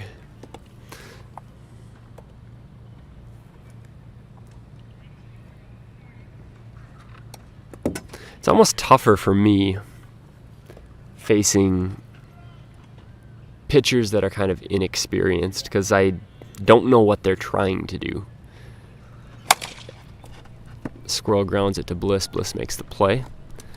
And I think a lot of the times is because they don't know what they're trying to do. And if they don't know what they're trying to do, I can't come up with a plan. Some of the more established veteran pitchers, I feel like we can play mind games and figure out what each other are trying to do. Therefore have a plan. But Smith Dog, I think I'd struggle against him. Mr. Mariner, however, would not struggle against him. He rips one to left, solid single. And we have one Seaman on first base.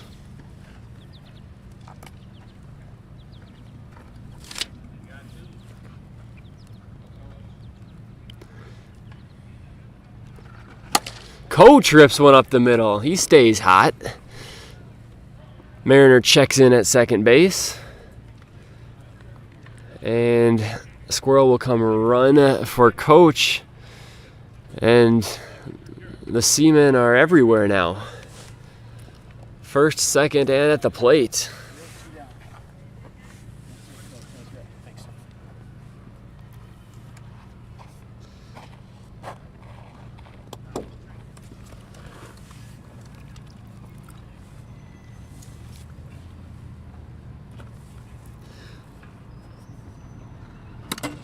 Stash, I'm going to ask you a question just because I don't have a co-host right now. I was talking to myself about who I'd rather face, like an established pitcher who kind of knows where they're throwing it, as Super Dave grounds it to left, Bliss fields. And that'll end the inning. We go to the third. Would you rather face an established pitcher that has a plan at the plate, or a newer pitcher like Smith Dog that maybe doesn't have a plan? To me, it doesn't really matter. I know that might be a little weird, but there's pros and cons to both. Pro is if you go against a newbie, their stuff isn't going to be as sharp or as good unless they know what they're doing beforehand. Right. But if you go up against a veteran guy, they do, so you can learn those tendencies. But those veteran guys are usually a lot tougher to hit compared to the newbies. So Yeah. for me, I just kind of change my approach a little more, depending on if it's a new person or if it's a veteran pitcher. So I can't answer that question one way or the other. That's fair. Yeah, I definitely feel more comfortable at the plate against veterans who are maybe throwing more strikes rather than someone who can't hit the board. Yeah. It's a more enjoyable experience, even if I get out. A little check swing, excuse me, Johnny Fields.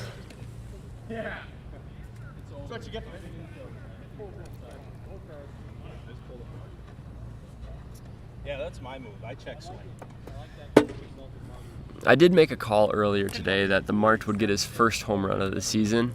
I've mentioned it a few times. He has 0 so far. I've circled it on my stat sheet. I do not predict it's happening right here, though.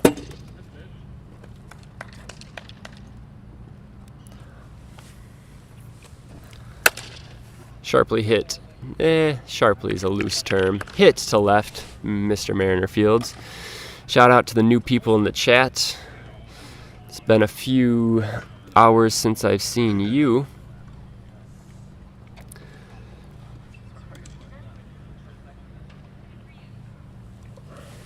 And shout out to Grizz.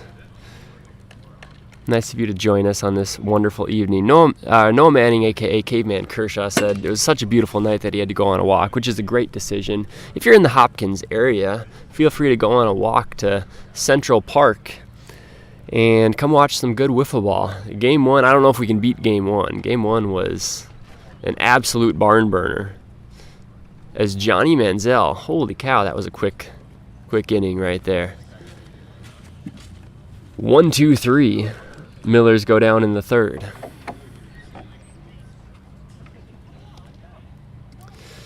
I could also use a co-host doing play-by-play. Kind of gets old hearing myself talk.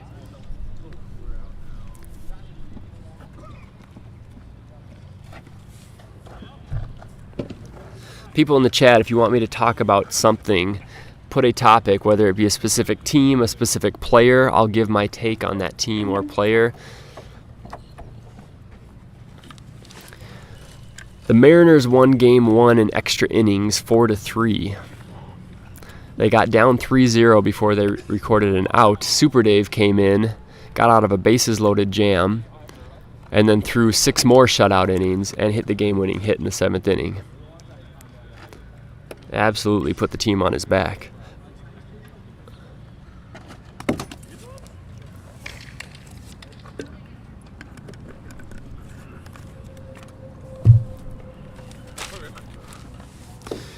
With the loss in Game 1, the Millers fall to 4 games back of the Chihuahuas, and they are now 8-11. They're still within striking distance, but the Chihuahuas seem to be in a pretty good spot in terms of winning that division. They probably have that 3 seed, not locked up, but they're in a really good spot for that 3 seed. I mean, the Millers still do face them 4 more times. Okay, I was wondering if they had faced each other. Yeah, Stash's pick was the Millers to take that division, so you're all on board the Miller train. I'd like to see it be a close finish. Like in Egan, the races are basically over already. We know the 3 teams that are winning those divisions, the 3 teams that are coming out of Egan. We know who's the Grasshoppers are probably coming out of their division. The Aces are in really good shape right now for their division, although that one's not over yet.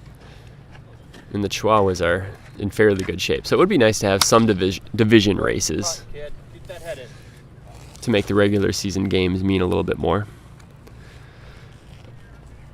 Grizz wants my take on the Blue Sox. Let's see. We played them on opening night, and they're a fun team to play.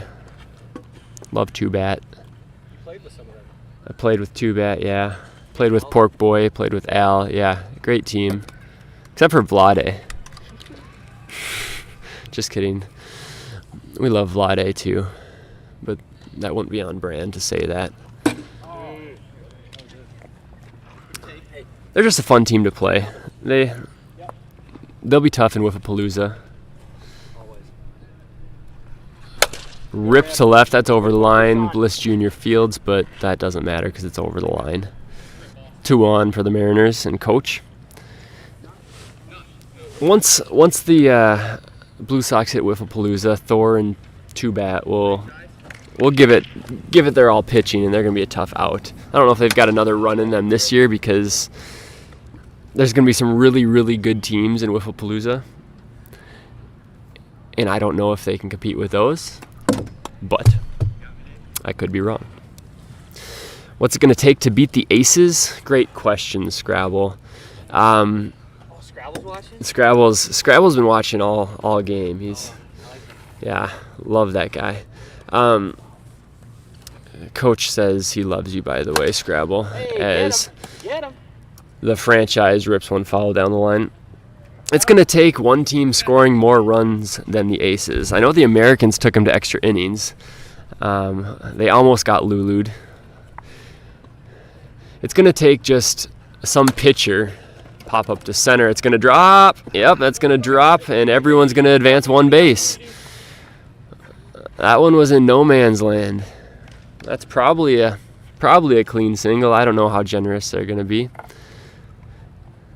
Definitely not a routine catch. KOL was at a full sprint, I think. I think that was a full sprint for him. And that just went right off his fingertips. Bases loaded for Coach. That's a little pop-up. That's the one place you can't hit it right there. Big out for the Millers to stay in the game. Back to the Aces question. It's going to take some pitcher to just throw a gem. And the 3 games that they've kind of been close in, 2 against the Mets, one was 1-0, one was 2-1, and Dumpy robbed a game-winning home run. And then I didn't see how the Americans game ended, but they got lulu'd, and they actually scored 5 runs against the Aces pitching staff. But the Aces pitching staff is not going to give up more than 5 runs, more than likely. So someone's going to have to throw a gem to beat them. And there's enough good pitchers in the league where that can happen. I don't see the Aces going undefeated. That would be incredibly difficult to do as good as they are. Super Dave looking to break this open.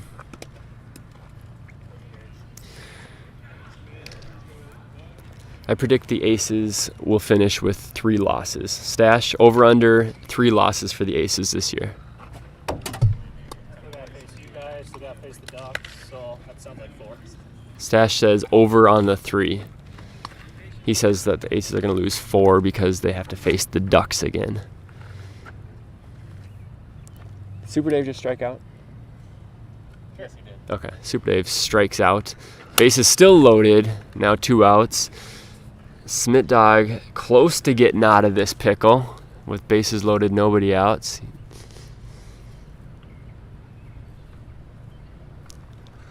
Johnny, oh, what a play! He fields that cleanly. Are you kidding me? Nobody does that. Except for Smit Dog. Wow. That's a run that he saves right there.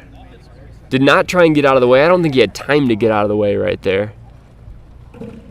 And no runs score.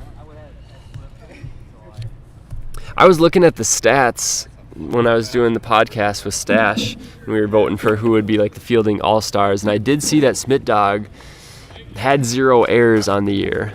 And I take the total errors thing with a grain of salt, because as we'll say in the podcast coming up Wednesday, you shouldn't just look at errors for Sticky Paw. Are you just giving away the I'm whole giving away the whole podcast? podcast. Yeah. Yeah. But Smit Dog was one of those that didn't have any errors, but I didn't put him on my all-star fielder list just because I hadn't seen him make any like great plays. I have now seen him make a great play, so maybe he is now in the conversation for all-star fielder.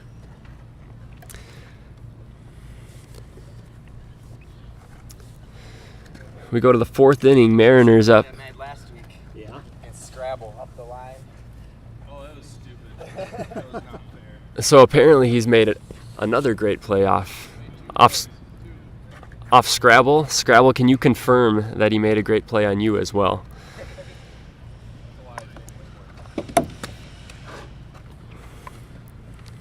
So Smit Dog, potential all-star fielder. All right. Caveman Kershaw asked for the prediction on the Wahoo's Vibes matchup, Fridley Factor matchup coming up on Thursday. Ooh, I wish I could come watch that game. Unfortunately, I have to play, so I can't watch that. Scrabble confirms that Smit Dog robbed 4 hits last week. So those are not empty stats that we see. Just because he has 0 errors and a lot of putouts, he's also making the tough plays as well. Confirmed by multiple sources. Back to my prediction on Wahoo's Vibes. Whew. I think they're going to be close games. It seems like TC has figured out how to pitch, or at least throw strikes to some degree, which is the thing that the Blue Wahoos were missing, somebody that could throw strikes. I say the Vibes sweep, but neither of them are going to be 10-run games, and I think Tommy can hold them to under 6 runs. I think he gives up 5 runs to the Vibes. So if the Wahoos can somehow score 6 runs off the Vibes, which is no easy task, then I think they can win. But I don't think they do score 6 runs. Leadoff walk for Bliss Jr. Miller's trying to get a rally going. Bliss Jr.'s been on base a ton tonight.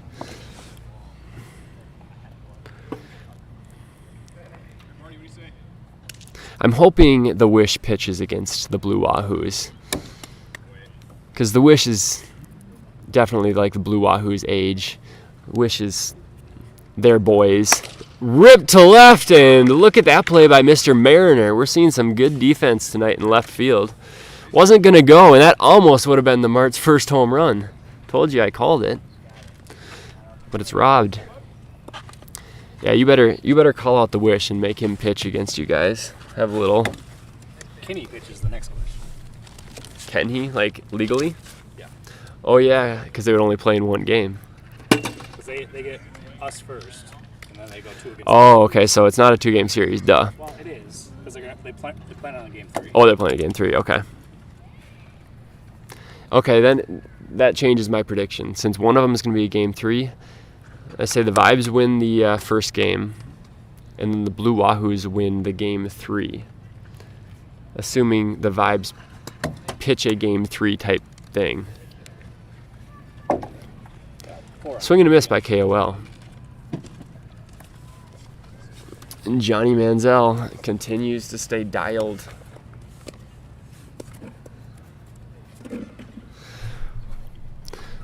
In the game 3, I'm retracting. Vibes are going to win the game 3 because if they throw Catnip, Catnip doesn't know how to throw a game 3. He throws 62.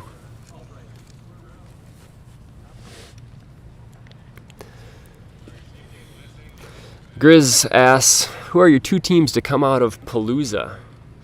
Palooza is going to be wild this year because as of right now, the Mets are in Palooza.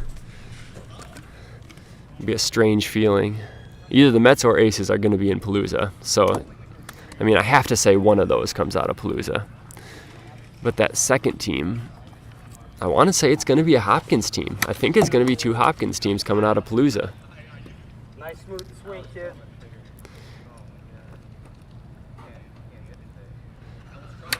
I could see the Ducks, Mets. I mean, the defending Wiffapalooza champs, Blue Sox, they always have a chance. Americans. Yeah, the Americans, the Ponies. Jeez, I don't know if this is a hot take, but Mariners. I think they're in Palooza. I think the top 5 teams are going to be Hopkins teams before the best Egan team in Palooza. Is that a hot take, or is that just? Riders could be there. I think it's warm because it's not something that's talked about. Okay. I guess I'm not really tuned in, but Riders and Yankees could be up there. I think yeah. Oh, the Rough Riders. I forgot about the Rough Riders. Yeah. That's the big one. Okay, so if an Egan team comes out of Palooza, I think it's the Rough Riders. But I don't think it's going to happen. I think it's going to be Mets and oof. It's a toss-up. Oof. It's a toss-up, dude. It's either Americans or Ducks.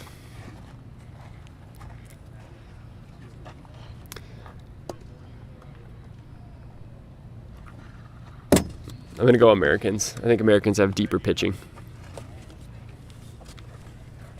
But I would not be surprised if a different Hopkins team. My guys can pitch. Stash says, great catch by the play-by-play guy, by the way. You picking Ducks coming out of Palooza? It's honestly a toss-up. Right. I can't bet against my team. That's fair. Stash says, who you say Ducks and who? I don't think the Mets are a shoe-in. Oh yeah, well nobody in that big of a tournament is a shoe-in. Anything can happen in a one-game situation. Honestly, I can't pick 2 just because it's Well, I think this is going to be the greatest Wifflepalooza that the HRL has ever seen. all right. You still could pick 2, though. I could, but I don't want to. Okay. I don't want to ruin the podcasts that we have coming up. Oh, okay. We didn't make that prediction, though. Yeah, it's going to happen in like 2 months, though. Well, once the bracket's out, then we can actually look at it and analyze a little bit more as well to talk about matchups. Yeah, I don't want to give away all my secrets. Fair. Truck says the Yankees are coming out of Palooza. This is a great topic. Great topic. I would love to see the Yankees make a run. They're probably my favorite team to play. Who's your favorite team to play in terms of just like having fun or enjoying the experience? Smith Dog off the handle a little bit, popped out. He just missed that one.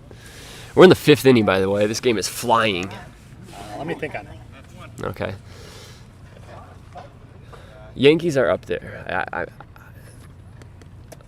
Right now, I would say the Yankees, but there's also different vibes. That's a liner up the middle. Squirrel is there. Just efficiency right now. I always love playing against Seuss, so but that's a whole different vibe than playing against the Yankees. I like playing the Ducks because it's roommate rivalry.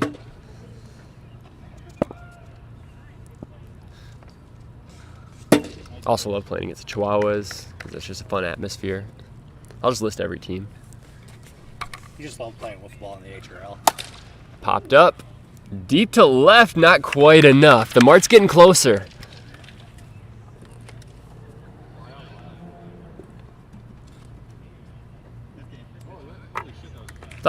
Wait, that was game? Did you miss an inning?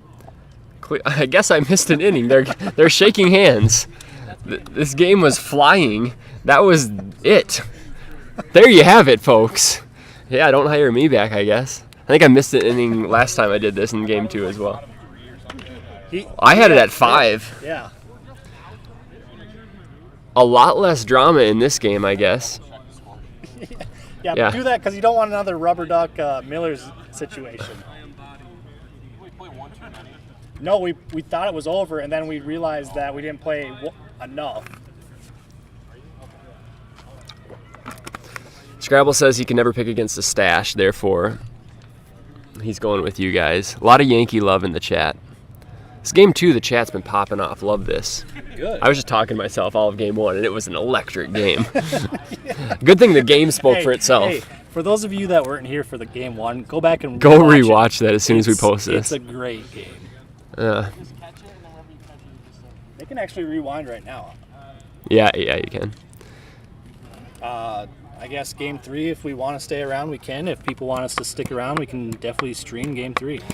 Let us know. Yeah, last time I asked that, I only got one response from Taco saying don't stream it. So we packed up and left. It was 5 innings, boys. It was 5 innings. okay, Okay. All right. That's why I'm here. So we're doing fun game for inning 6, game 3.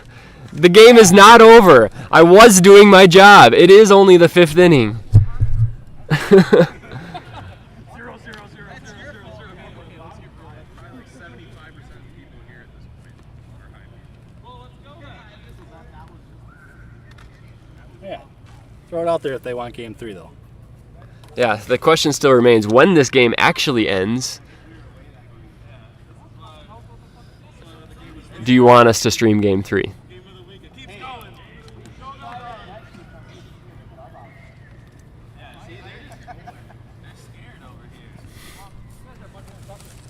So we're in the bottom of the 5th. The Mariners just celebrated a victory. This game's had everything. Batting out of order, weird rules, almost double plays, errors, not errors, redo at bats. Pitchers getting hit with line drives and going out of play.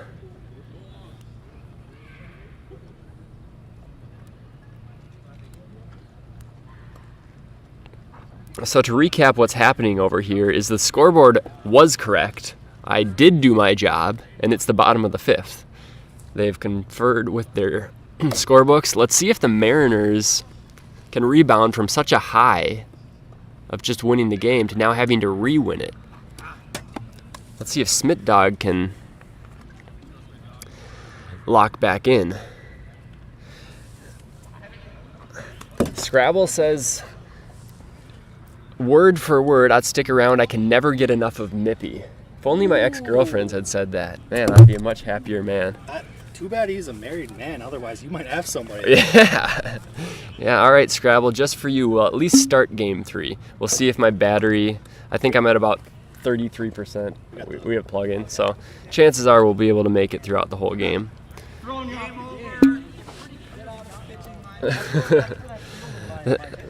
Smith Dog is using the false game ending as an excuse as to why he walked Super Dave right there. He said he is no longer in the pitching mindset. You don't blame him. Can't blame him. Deep to right! Johnny Manziel has taken down a tree. His 4th of the year, and the Mariners take a 5-run lead. Look at this family reunion at home plate. Solid high five.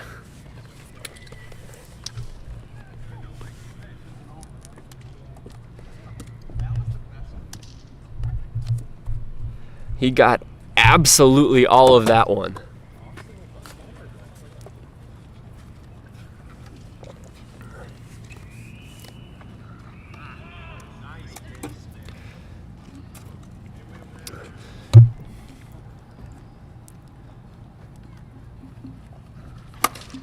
Popped up to left. Shout out to the person dropping emojis in the chat. You know how to get my attention.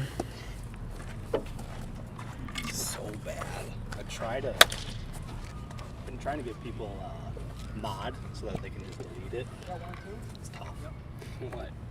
To give people mod. Oh. Because like I gotta be in the chat to give them mod. Swing and a miss. Be on the HRL channel to make it and whatnot. Squirrel goes down. He can't find the nut right there.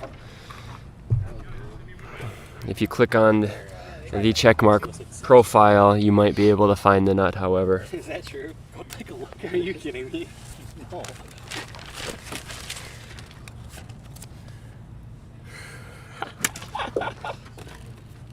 Let's fucking go.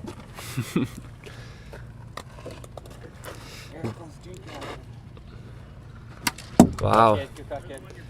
Just a really rude move. I don't know if you can see that, but Coach just threw a bunch of balls at the franchise's feet as he was about to hit. You'd expect that from an opponent, but not from a coach. And now he's denying it, so no accountability either from Coach as the franchise goes down swinging. Johnny Manziel with a massive, it was a heavy home run. He just dropped the bat head and got all of it.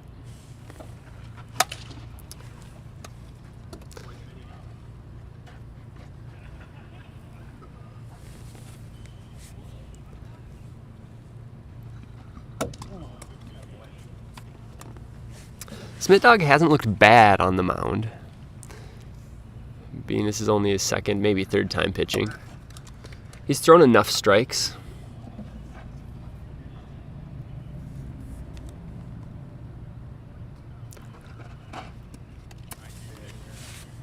But at times has had control issues.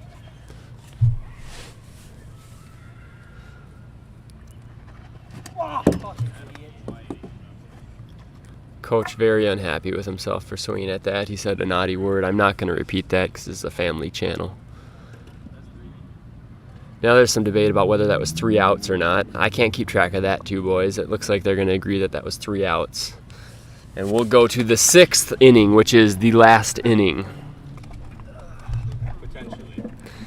Potentially, yes, unless this one goes extras too.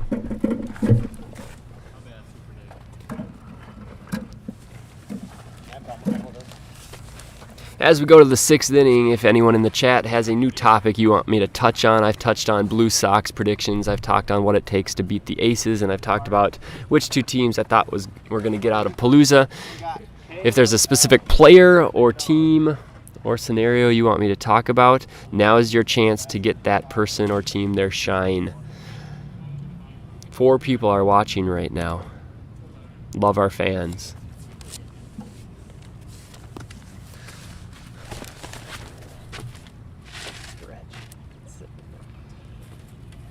And if you want, you could probably bring it up, but it doesn't stand while you do it. I'm good. It's a good setup.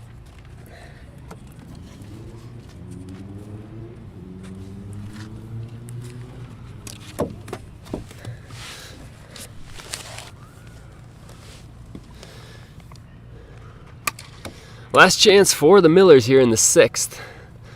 This game with a little bit less drama than game 1 had, and although it's had a lot of interesting things, Johnny Manziel just sits down. KOL, emphasis on the K, and the OL stands for him being out of luck right there. So, Mippy, Yeah, HRL question here. yeah. Get to know me. What does KOL stand for? Well, I just went over that. He K'd and was out of luck. Huh? It was a question for Mippy. Thanks, Bliss Jr., for giving me the answer. Apparently it stands for King of Leisure. Thank you, Bliss Jr. By the way, Truck says hi and you're his guy. Bliss Jr. said he hates you, Truck. Wow. Can't believe he said that. Jeez.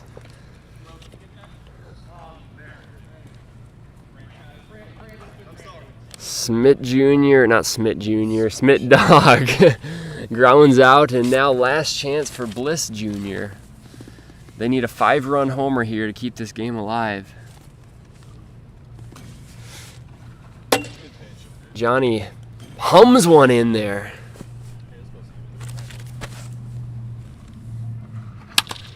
And it's quickly 0-2.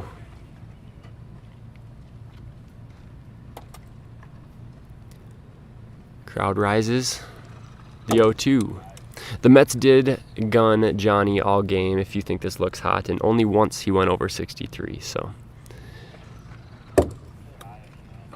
he's got a pretty good gauge for the speed. 2-2. Swing and a miss. Mariners win again. They've taken the first 2 games of this series. They moved to 11-11 on the season. They're at 500. Here come the Mariners. Watch out, Aces. Now only 10 games back of the Aces. The Millers fall to 8-12, and they are now 4.5 back of the Chihuahuas. The Puppies are barking happily at home right now as their division lead is increased. We've got a Game 3 coming up. Due to popular demand, we will stream at least the beginnings of Game 3, potentially the whole thing depending on our mood, and depending on if the chat's popping off or not as well. I'm going to take a quick break after I find somebody to interview here. Let's find Johnny. No, you're not. You're coming here. Johnny, you're not going to the bathroom. Do your interview like this.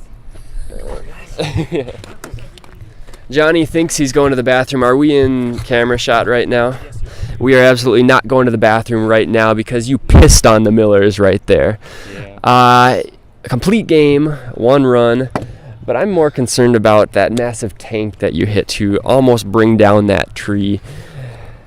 Take me through that moment. I was just looking for a pitch, and I think it might have been the first strike I got all game, and I didn't miss it. Wow, is that a slight at Smith Dog right there, saying that was the first strike he's gotten all game? Smith Dog, hearing this right now, is very offended. Is there a brewing rivalry between you and Smith Dog? I mean, maybe. Maybe, he says. You heard it here first. And Smith Dog says definitely. He did make a great play on the mound, but now the rivalry is really instigated. You've had a great year on the mound. 6 wins now on the season. You account for over half of your team's wins. Anything new this year that you've developed? No, I'm throwing more strikes. Throwing strikes does help. That's really it. Has Coach given you more chances out there on the mound as opposed to previous years? Yeah. Great coaching there, and great insight from Johnny Manziel right there. He has good, so with more chances, more strikes, it leads to more wins. And I guess when you can provide that run support for yourself by almost taking down that tree, that helps as well. Well, I'll let you pee in the bathroom, and good luck in Game 3. Thank you. I'll be back. Smit Dog. Got me. So a lot of talk about your defense during that game. Yeah. You've kind of burst onto the scene as a rookie, arguably the best hitter on the Millers right now, at least statistically, which is what they desperately needed. But your defense, how has that just come naturally to you, making some great plays? Well, playing baseball growing up and in the adult leagues, I've always played. I can play pretty much any position, and I love playing defense, so I just got good hand-eye coordination, so it works out. 0 errors on the year. Are you going to boot one in this game? No. He's calling it right here. He is not going to boot one in this game. So if he boots one, we know we've jinxed him. Yep, the Mickey jinx. Yeah. If you had to, do you still play adult league baseball? Not this year. I took the year off. I don't know if I'll be going back, but maybe. So after getting a little taste of wiffle ball. Well, it is Sunday night, so I could do both. You could do both. Okay. If you had to leave one, wiffle ball or baseball? Oh, baseball is so good. It's a tough choice. I'm starting to love wiffle ball. Yeah, you're getting the itch at least right now. Yeah. I'm wanting to come every week for sure and swing that bat 50 times. I feel that. Yeah. Do you play slow pitch softball at all? No, I used to. Okay. And actually, you know what? I prefer defense in softball than actually hitting, because we had a AAA third baseman for the Twins, Matt Scanlon. I was second base. We had a college shortstop, and our first baseman I went to high school with, he was 6'6", and you couldn't miss him. It was the best infield I've ever played with, no matter what sport. So your team was the reason that I quit softball, basically. So softball, baseball, and wiffle ball, well-rounded athlete right here. Maybe one of the most well-rounded athletes in the league, bursting onto the scene. Rookie of the Year contender right now. I don't know. We watched Scrabble play last week, and everything he hit was a rocket. But he's in the other league. Right. So, oh, yeah. So if you got per league, maybe yeah. I guess I'm in the running. Yeah, he's definitely in the conversation. I'm shooting for it. So. Yeah. Well, thanks for joining us on this very professional post-game show. Good luck in Game 3. Thanks a lot.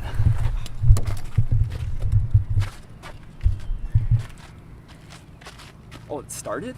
Jeez, you could have at least told me the game started. Wow.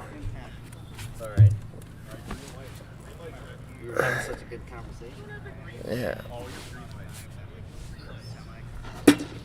Not even updated this scoreboard or anything. Inning.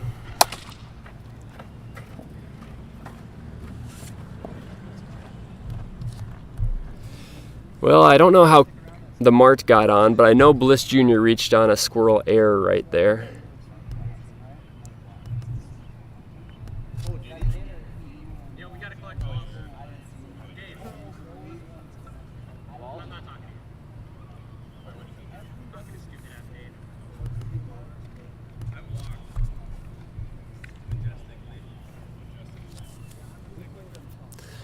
So Game 3, we got Coach on the bump. Fun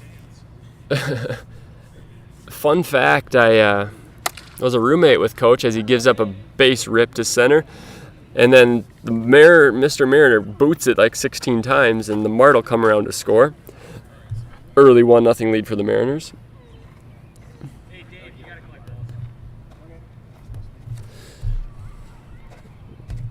I was roommates with Coach for, I want to say, about a year, maybe 2 years. I don't know. I lose track of time now. He doesn't pitch much in the HRL, but he was tough to hit when we were playing in our backyard.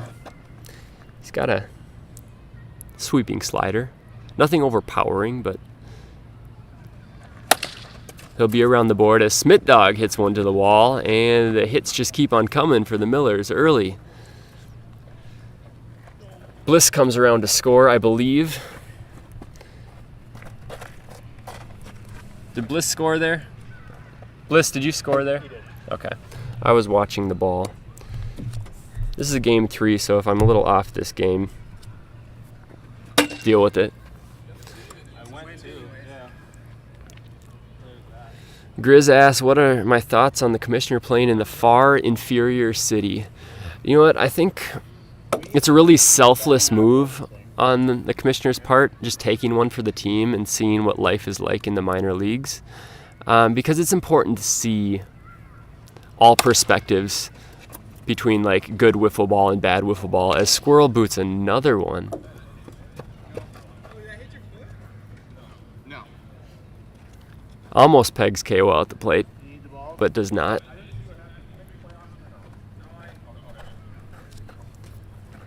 I believe 2 more runs scored there.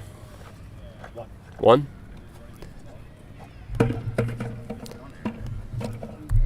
Squirrel having a tough day in the field. Oops. I keep adding 1 to it instead of...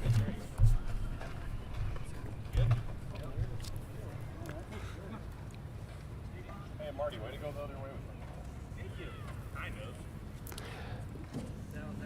Didn't pull it. Yeah, you'd be in a world of hurt. 3-0 early Millers. Coach not getting much help from his defense. Probably should have 2 outs already. And he kills a worm on that pitch.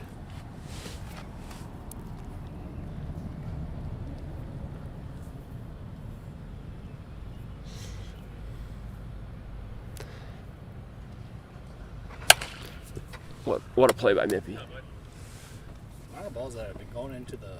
Yeah, I've caught 3. 3 souvenirs, I'm keeping them. Absolute worst case scenario right now for a game 3. Multiple people reaching on errors. That's not... Both teams hate that. Let's see if a play can be made. He beat that out. And then Trent chucks it angrily as Bliss reaches on an infield single.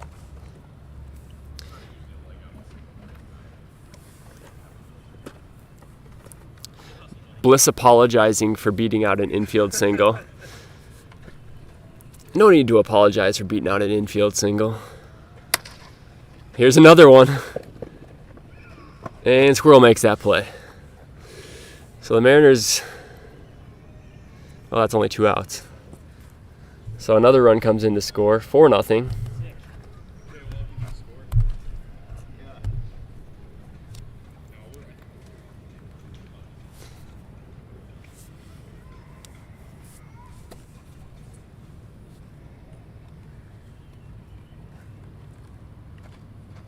Up to 6 viewers on a game 6. Game 3. And a game 3, yes, up to 6 viewers on a game He's a 3. little tired after the first 2 Yeah. games that he doesn't know how to talk right now. Yeah, I'm surprised it made it this long. Calling everybody junior. Yes, I've been doing that since game 1. Coach Junior on the mound. And he hits Smith Jr. with the pitch. Ooh, that's a nice pitch there from Coach. And he gets out of the inning.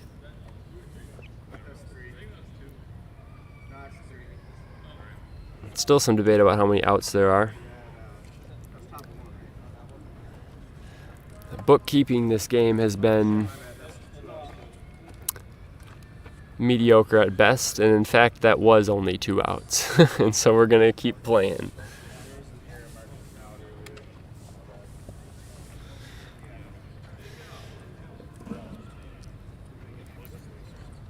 So the Mart will bat. I believe there's 2 runners on base, or at least 1. Someone's run for me on third. This is the game Mart gets his first homer. But it won't be this at bat, it'll be next at bat. It's Nostradamus over here. Yeah. I will say, with mine with Dobbs' career 400th, did not go well for me trying to predict, or anybody. So, All maybe right. the commentator's curse.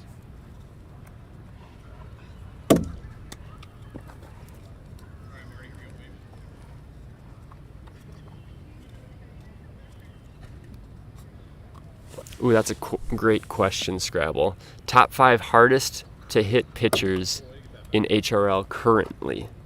Seuss. Stash instantly says Seuss. He's definitely in the top 5. Yeah. Yeah.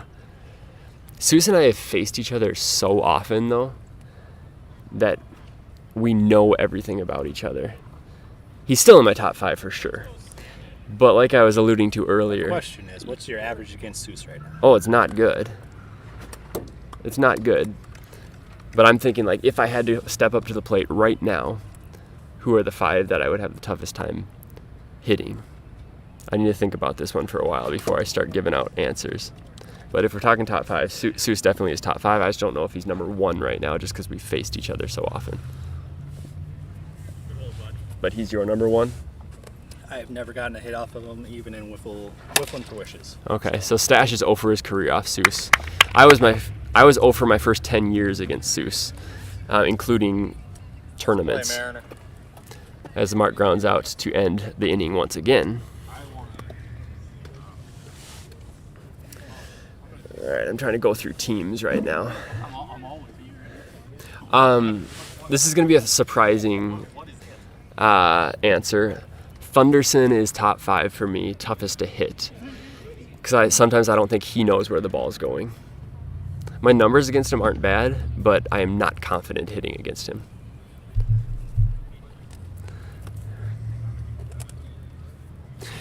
I also hate facing the Wish. Because I don't think a lot of times he knows where the ball is going. He throws that knuckleball and he just hopes it goes somewhere. Wish is tough to hit against.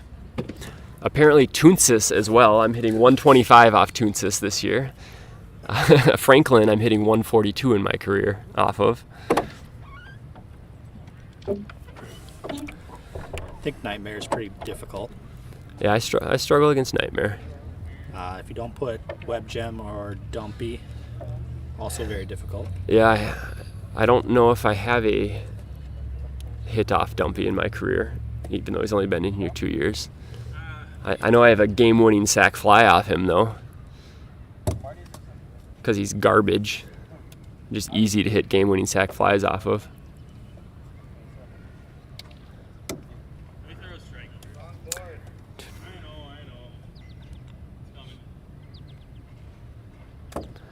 I'm still thinking.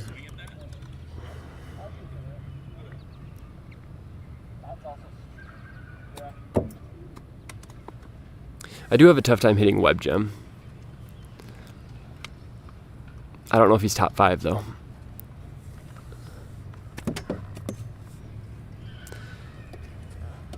And I haven't faced you, Scrabble. I feel like you're going to be one that I have a tough time hitting. Because sometimes you walk people. And I could chase.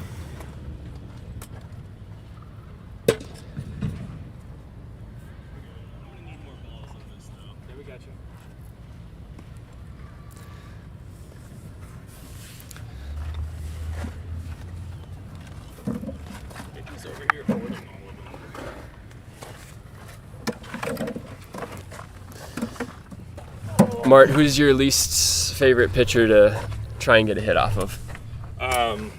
Well, this year, all of them. Fair. On the Mariners or in general? In general. I don't know. Can I get back to you? Yeah.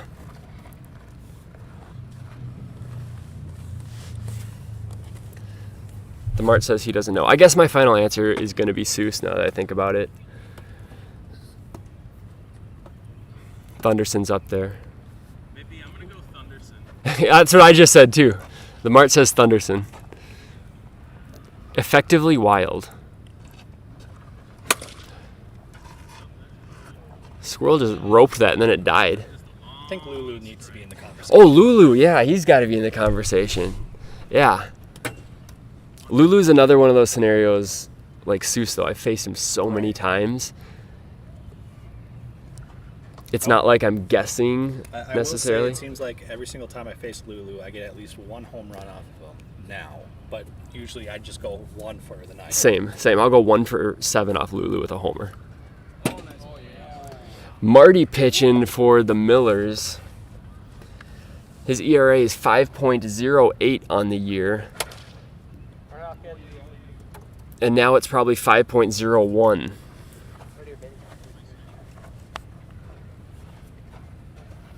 People in the chat, who's your least favorite pitcher to face?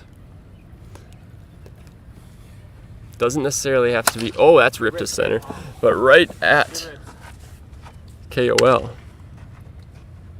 Who's your least favorite pitcher to face?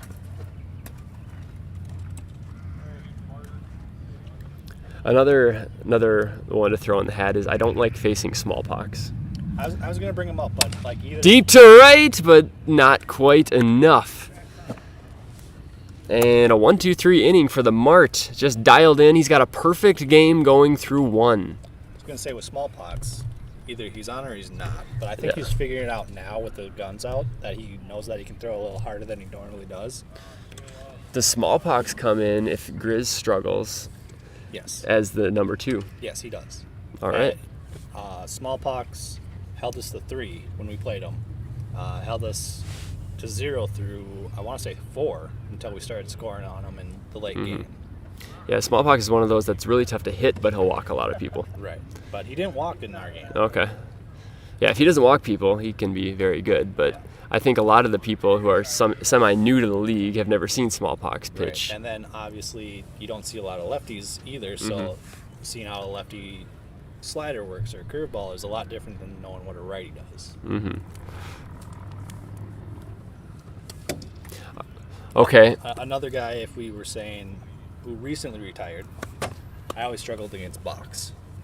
He was gross. Yes. Yeah. I don't know if I ever faced him in a regular season game. Yeah, we always got him when we played him. Okay. I faced him in the All-Star game last year. I went 0-for. I just missed a grand slam. But he was gross.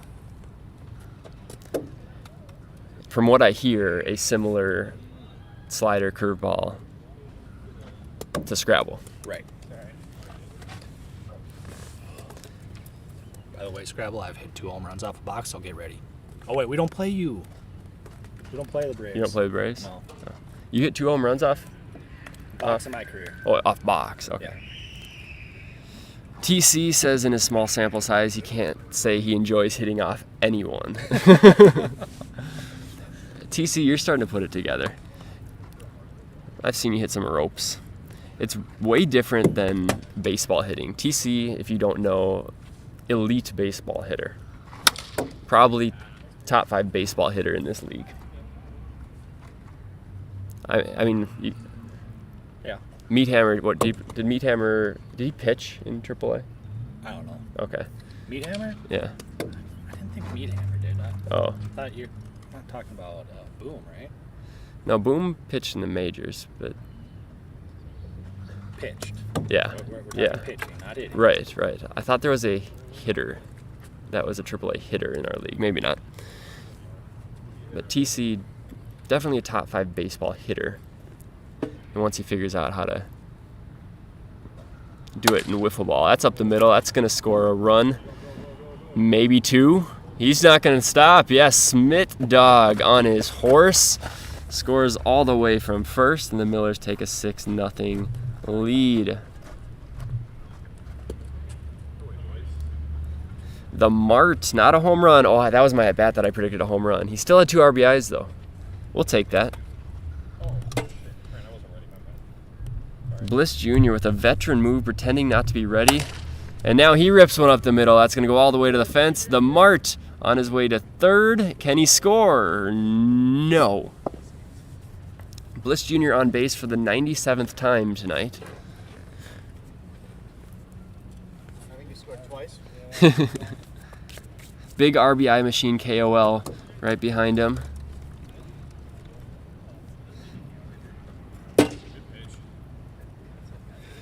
Dr. K says, in a former life, that's flared foul, in his former life, Tugboat. See, I maybe got to face Tugboat once, so I don't have an opinion on that. I heard he was really good.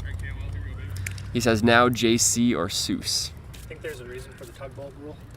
What's the tugboat rule? Minimum games to make it in the Blues and playoffs. Fly ball to left.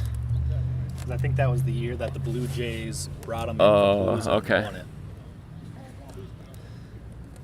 Okay. I feel like That should have been a sack fly. I maybe faced tugboat one of my first career games, and that maybe was the only time that I ever faced them. By the way, Smith Dog is going to hit a home run right here. I don't want to say it too loud.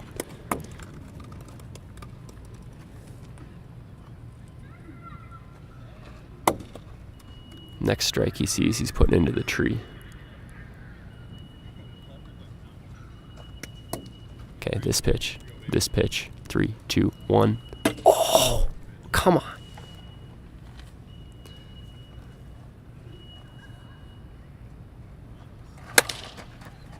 I'm a terrible analyst. Oh! Squirrel! It was over the line. He pegged Bliss Jr. You know what I'm about to say right now, right? Update the Oh, score. update the score. Okay, after I update the score.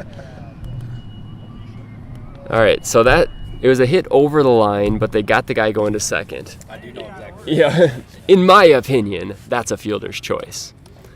Oh, I thought you were going to say he has to go back to third.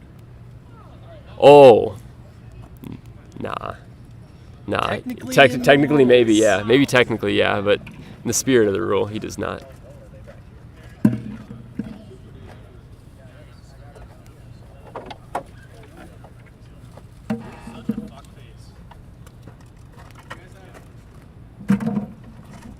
Some questions about how many outs there are now. Was that 3? 2 outs. Oh, okay. Coach pulled Oh, coach pulled himself. Okay. All right, so going back to my take, I feel like that's a fielder's choice. I feel like a lot of people mark that as a single and then a put out, though, just because it was hit over the line. I don't think that's ever been established, though. Yeah, I don't understand how that can be ruled a single if a force is made at second. Right. But I definitely have heard people try and say that's a single because it was hit over the line. Yeah, because technically over the line is a single. But, yeah, like you're saying. But you still have to reach first base for it to be a single. Right, but there's no such thing as a fielder's choice in the book. Well, I put fielder's choice in the book. No such thing. Really? No. Yeah, in terms of like actually booking it, you're right. Yeah. So I mark fielder's choice, but then when we book it, it's just out. It's a hit So you're saying it should go in the book as a single. as a single because there's no such thing as a fielder's choice. Okay, and that's where I disagree. Right. Well, no, I'm on board with what you're saying. Yeah. But within the rules of Yeah, HRL, yeah. it's a single with an out at second. Okay. So I shouldn't get my panties in a bunch when I hear people say that's a single. Correct. I think Alright. that you could definitely make a statement for it, and I think I would be all for it as well. Yeah, because if you cause an out without gaining an advantage, that shouldn't help your batting average. Correct. I'm on your side, just I'm following what the book says. Right. So if there's any commissioners in the chat that want to clarify that for us right now or whatnot, feel free to. That didn't work. Hang on. But Stash and I are both under the opinion that what happened should not be ruled a single because a runner was forced at second, even though the ball was hit past the line. Mr. Mariner in to pitch for Coach. And Mart is going to hit his home run right here.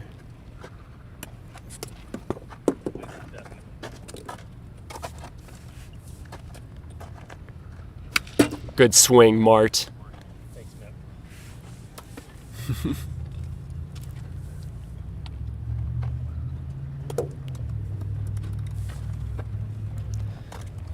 All right, people in the chat. We talked about our least favorite pitcher to face. Who's your favorite pitcher to face? Where you see their pitching and you just lick your lips. Groot. Stash says Groot. 5 for 5 with 4 home runs, and then the 5th hit was off the tall fence. That would have been a home run.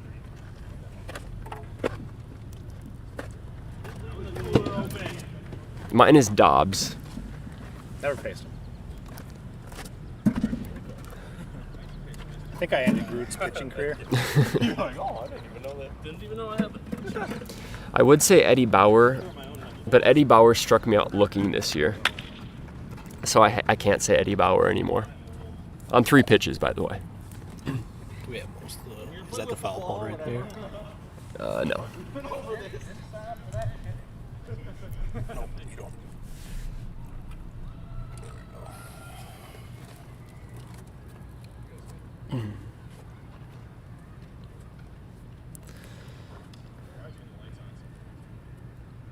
If you're just joining us, the Mariners took the first 2 games. First game was in extra innings. Second game was a 6-1 Johnny Manziel show. Millers up big in game 3, however.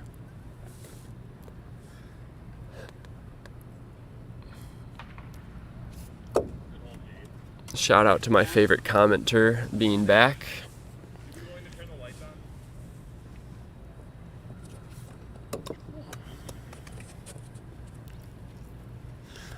The Mart still has a perfect game going. And he's just dialed in. You know how to turn them off and everything? Yeah, we're good. Everybody tries.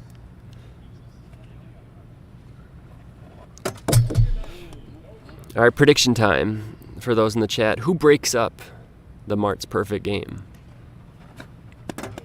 Whoever breaks up his perfect game, if you predict correctly, Stash will give you a lob ball next time he faces you.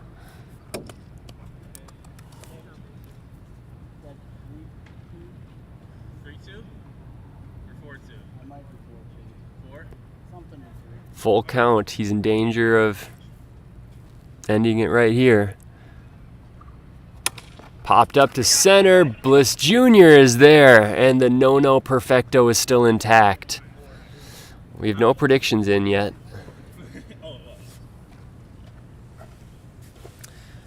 Just a beautiful evening. Sun setting, perfect temperature, no bugs yet.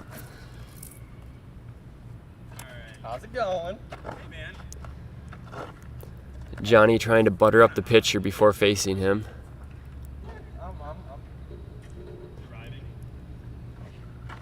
And he rips it to right, and Bliss Jr. with the sticky hands. 5 up, 5 down. Tommy TC says Coach is going to break up the perfect game. He's the first one to get a prediction in. Oh my God. Oh, good pitch, Marty. Good pitch.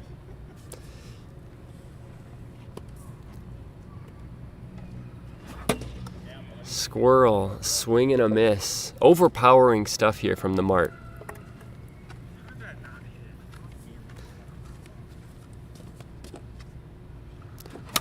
Foul back, 2 strikes, and the crowd rises, anticipating another K from the Mart.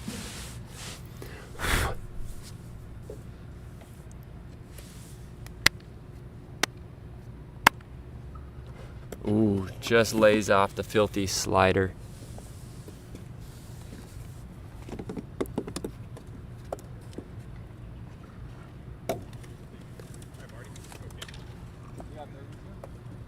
Whatever you say. I trust you. 3-2 pitch is ripped to left, but Smit Dog is there. He's a defensive specialist. And the perfect game continues for the Mart. Folks, don't go to bed yet. You might be witnessing history tonight.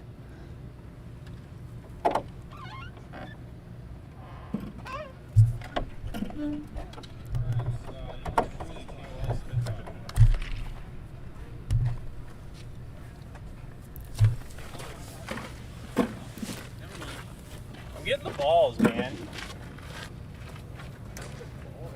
What, he's yelling at me?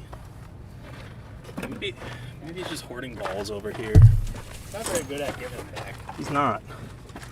He's a ball guy. Thank you, good sir. Of course.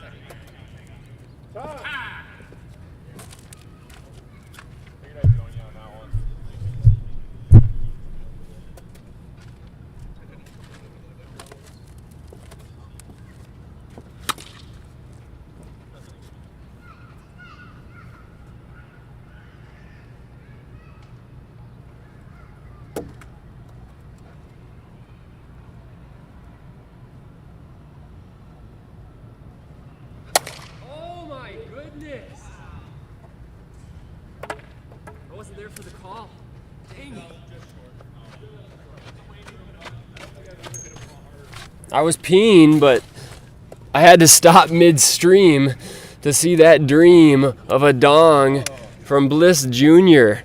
You're going to have to change your name to Bliss Sr. after that grown-ass homer.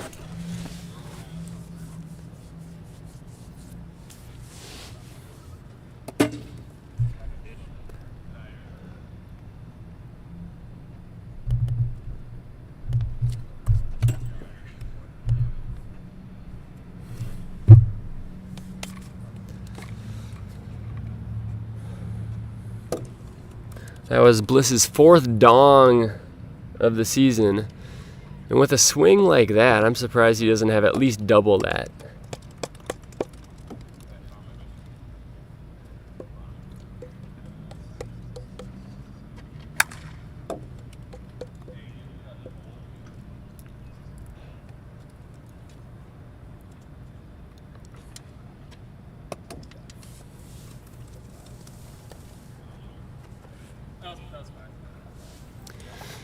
KOL reaches on the highly respected Game 3 walk. Are you on power? 30 minutes remaining. What do you want to do? Let's go one more inning. Okay. If the perfect game stays intact, then with it. then we stick with it. Okay. Otherwise, if it's a 10-run game. Okay.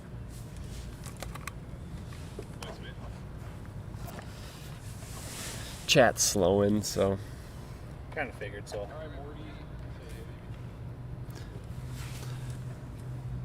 Mart's gonna hit his first home run right here. I'm just gonna call it every time.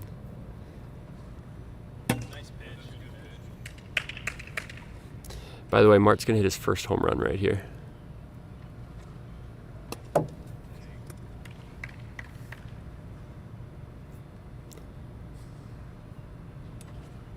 Whoa, throwing at heads in Game 3s.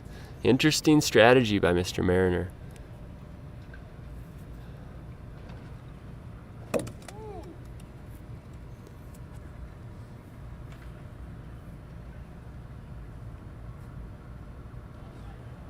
Oh, big, hearty, meaty swing.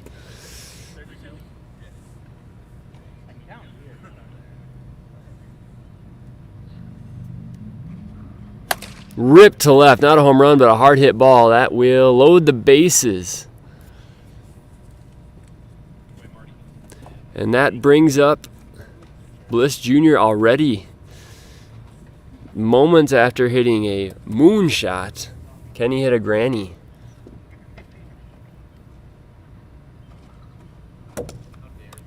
Ball one. You did update the score, right? 8-0 after the homer, yeah. And oh, what a play! But it will score a run. Good base running from KOL right there, just no hesitation. And he gives Bliss Jr. an RBI. Great play by Mr. Mariner, almost a double play.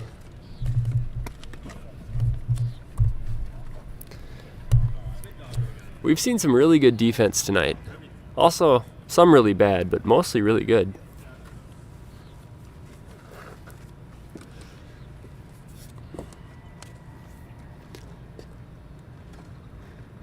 Smit doggy dog.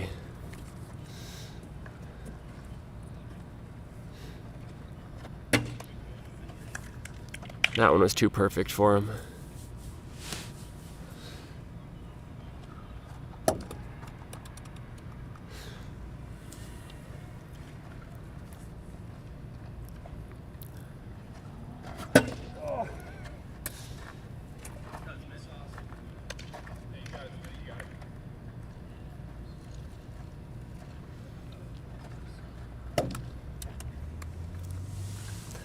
Stash, another question for you or maybe the chat.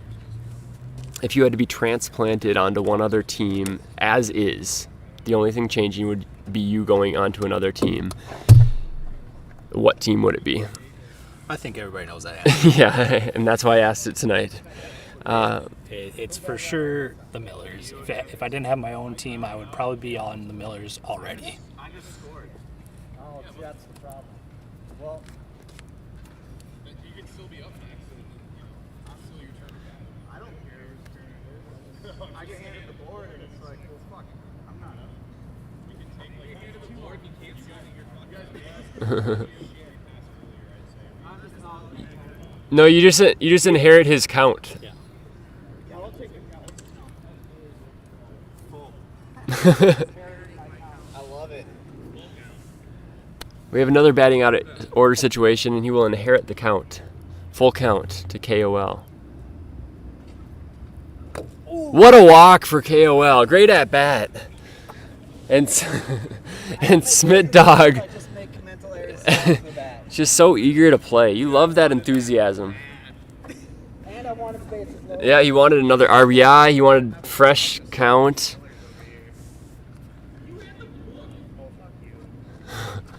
A lot of animosity on the Millers despite being up 8-0. Maybe it was the losing the first two games that's playing a part in this. Ripped up the middle. 1 run will score. 2 runs will score. And Smith Dog, after seeing a total of 1 pitch, plus about 6 others, drives in 2, and it's 10-0 Millers. Oh, 11-0 Millers.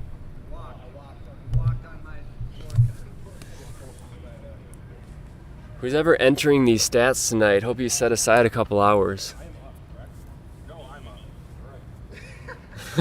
And they are still batting out of order. That's right. You need like flashing mark zone. Kind of my style. Mart's gonna hit his first home run of the year right here. Deep to left! I called it! I called it! Chat, did you see that? Yeah.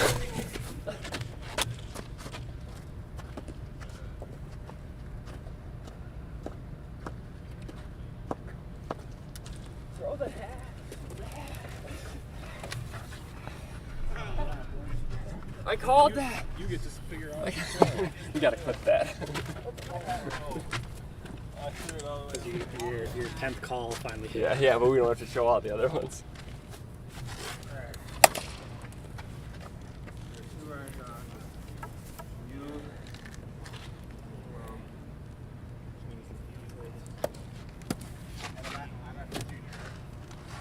Oh, I didn't mark any of those runs. Is it a 3-run bomb? Yes.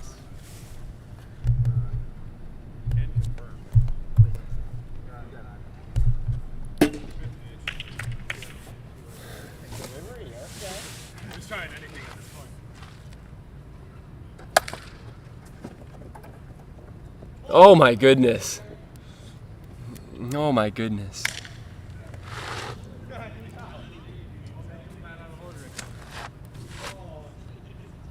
hard to keep track.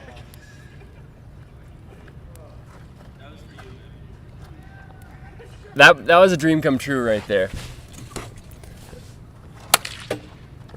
Wow. I don't know either. Is that 2 or 3? I think that's 3. That's 2. That's 2. Can we, hey, moderator Stash, can we block this Thomas Seberg from the chat? He's trying to say I called it every single at bat. I'm not a moderator. Oh gosh. He's trying to take away my great analysis. I can give myself. Give me a quick second. He's trying to spread blasphemy. Disrespecting my name.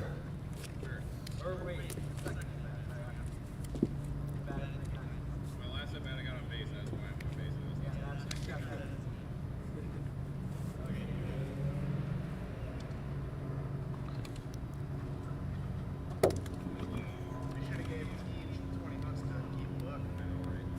I'm making a bold prediction here.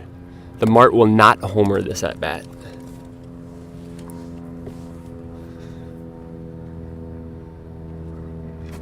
Told you.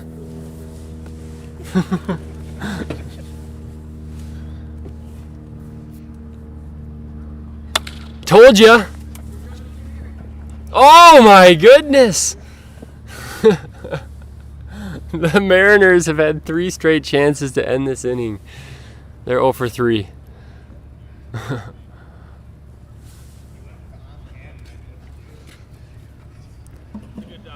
Here we go, Bliss. Put up an 18 spot this game. Oh, they make a play!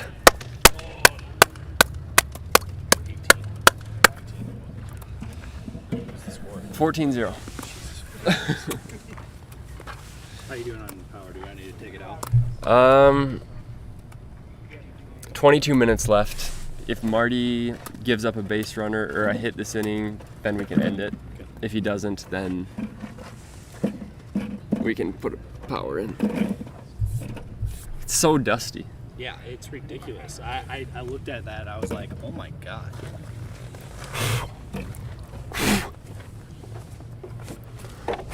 Oh, fuck's sake.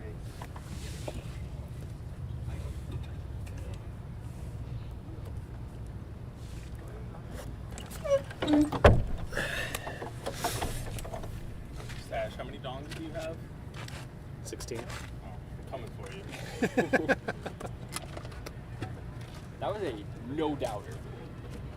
It felt good. That was murder.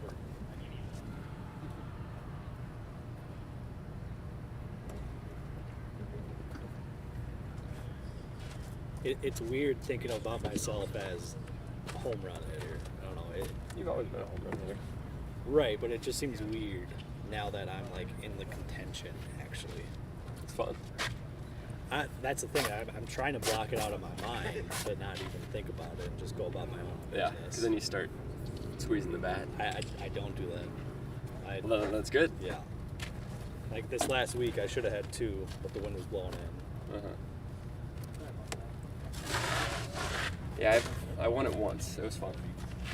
Like it was a year where smallpox and Grizz were like at softball a lot. I was gonna say this is like my year because everybody's kind of having a down year right now. Yeah.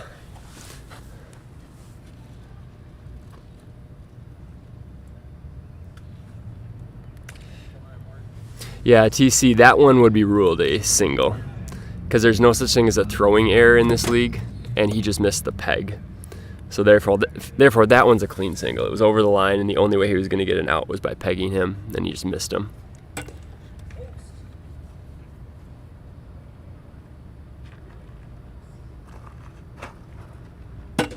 The Mart, still with a perfect game. All the betting money in the chat is on Coach to end the perfect game. It's still not too late to put your bets in. That's a pop-up to right. Bliss Jr.'s there, and now Coach comes to the plate. Tommy, chance to win a lob ball from Stash. Oh yeah, you weren't there for that bet. I bet a lob ball from you if somebody predicted who was going to end the perfect game. TC picked Coach. If he gets a hit here or on base, you owe TC a lob ball. I don't make the rules. I'm just the play-by-play guy. Don't play him again. You can maybe do a game 3. Ball 1, 4 balls away from ending the perfect game. Ball 2, 3 balls away.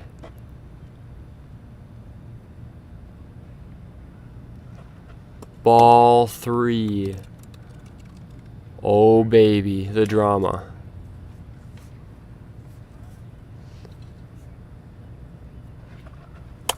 Doinker! Smid Dog, he's spry!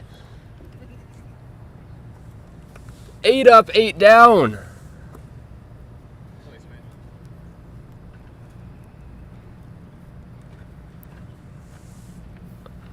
Super Dave, can he be the one? Hit by pitch. He's just going to lean up in front of the board. He's just trying to get on any way he can. Nope, he's just taking a strike. He doesn't like getting hits. Only if they're game winners. 1 and 2, the crowd is on their feet. One person at the tennis court is standing. Doink! Oh, are you kidding me? Are you kidding me? A doink flare to right ruins the perfect game. Great hit. Great hand. Unbelievable. You should be ashamed of yourself. But also extremely proud. The two biggest hits of the night go to Super Dave. The crowd is now rising to applaud the effort from the Mart.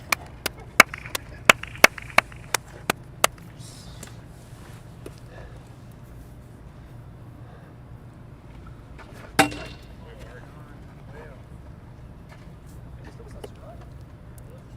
was a strike.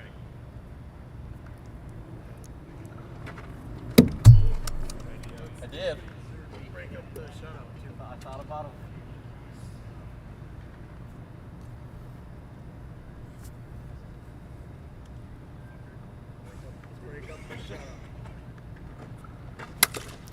Spinning foul.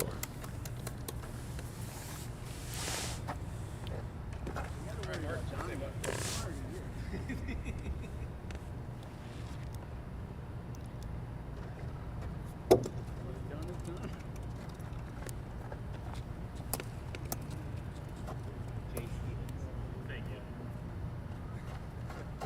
Something like that.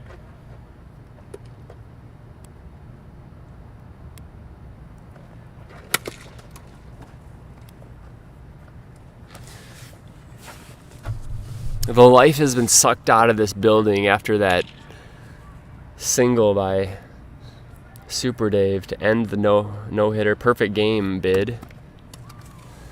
Still a lot to be proud of for the Mart. He has his first home run. He has his first home run. Now he's. I don't blame him for headhunting after that. Yeah. Don't do it again now. Oh, and a lot of trash talking. Let's go. Get the bucket of sunflower seeds. Oh, he sprints to first after taking a walk in a 14-0 game. I respect that. I respect.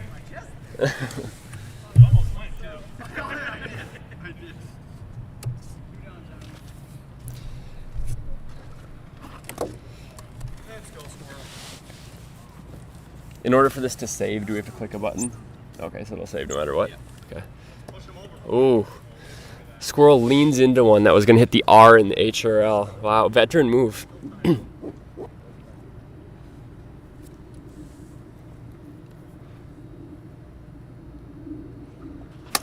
Popped up to left. Spit dog.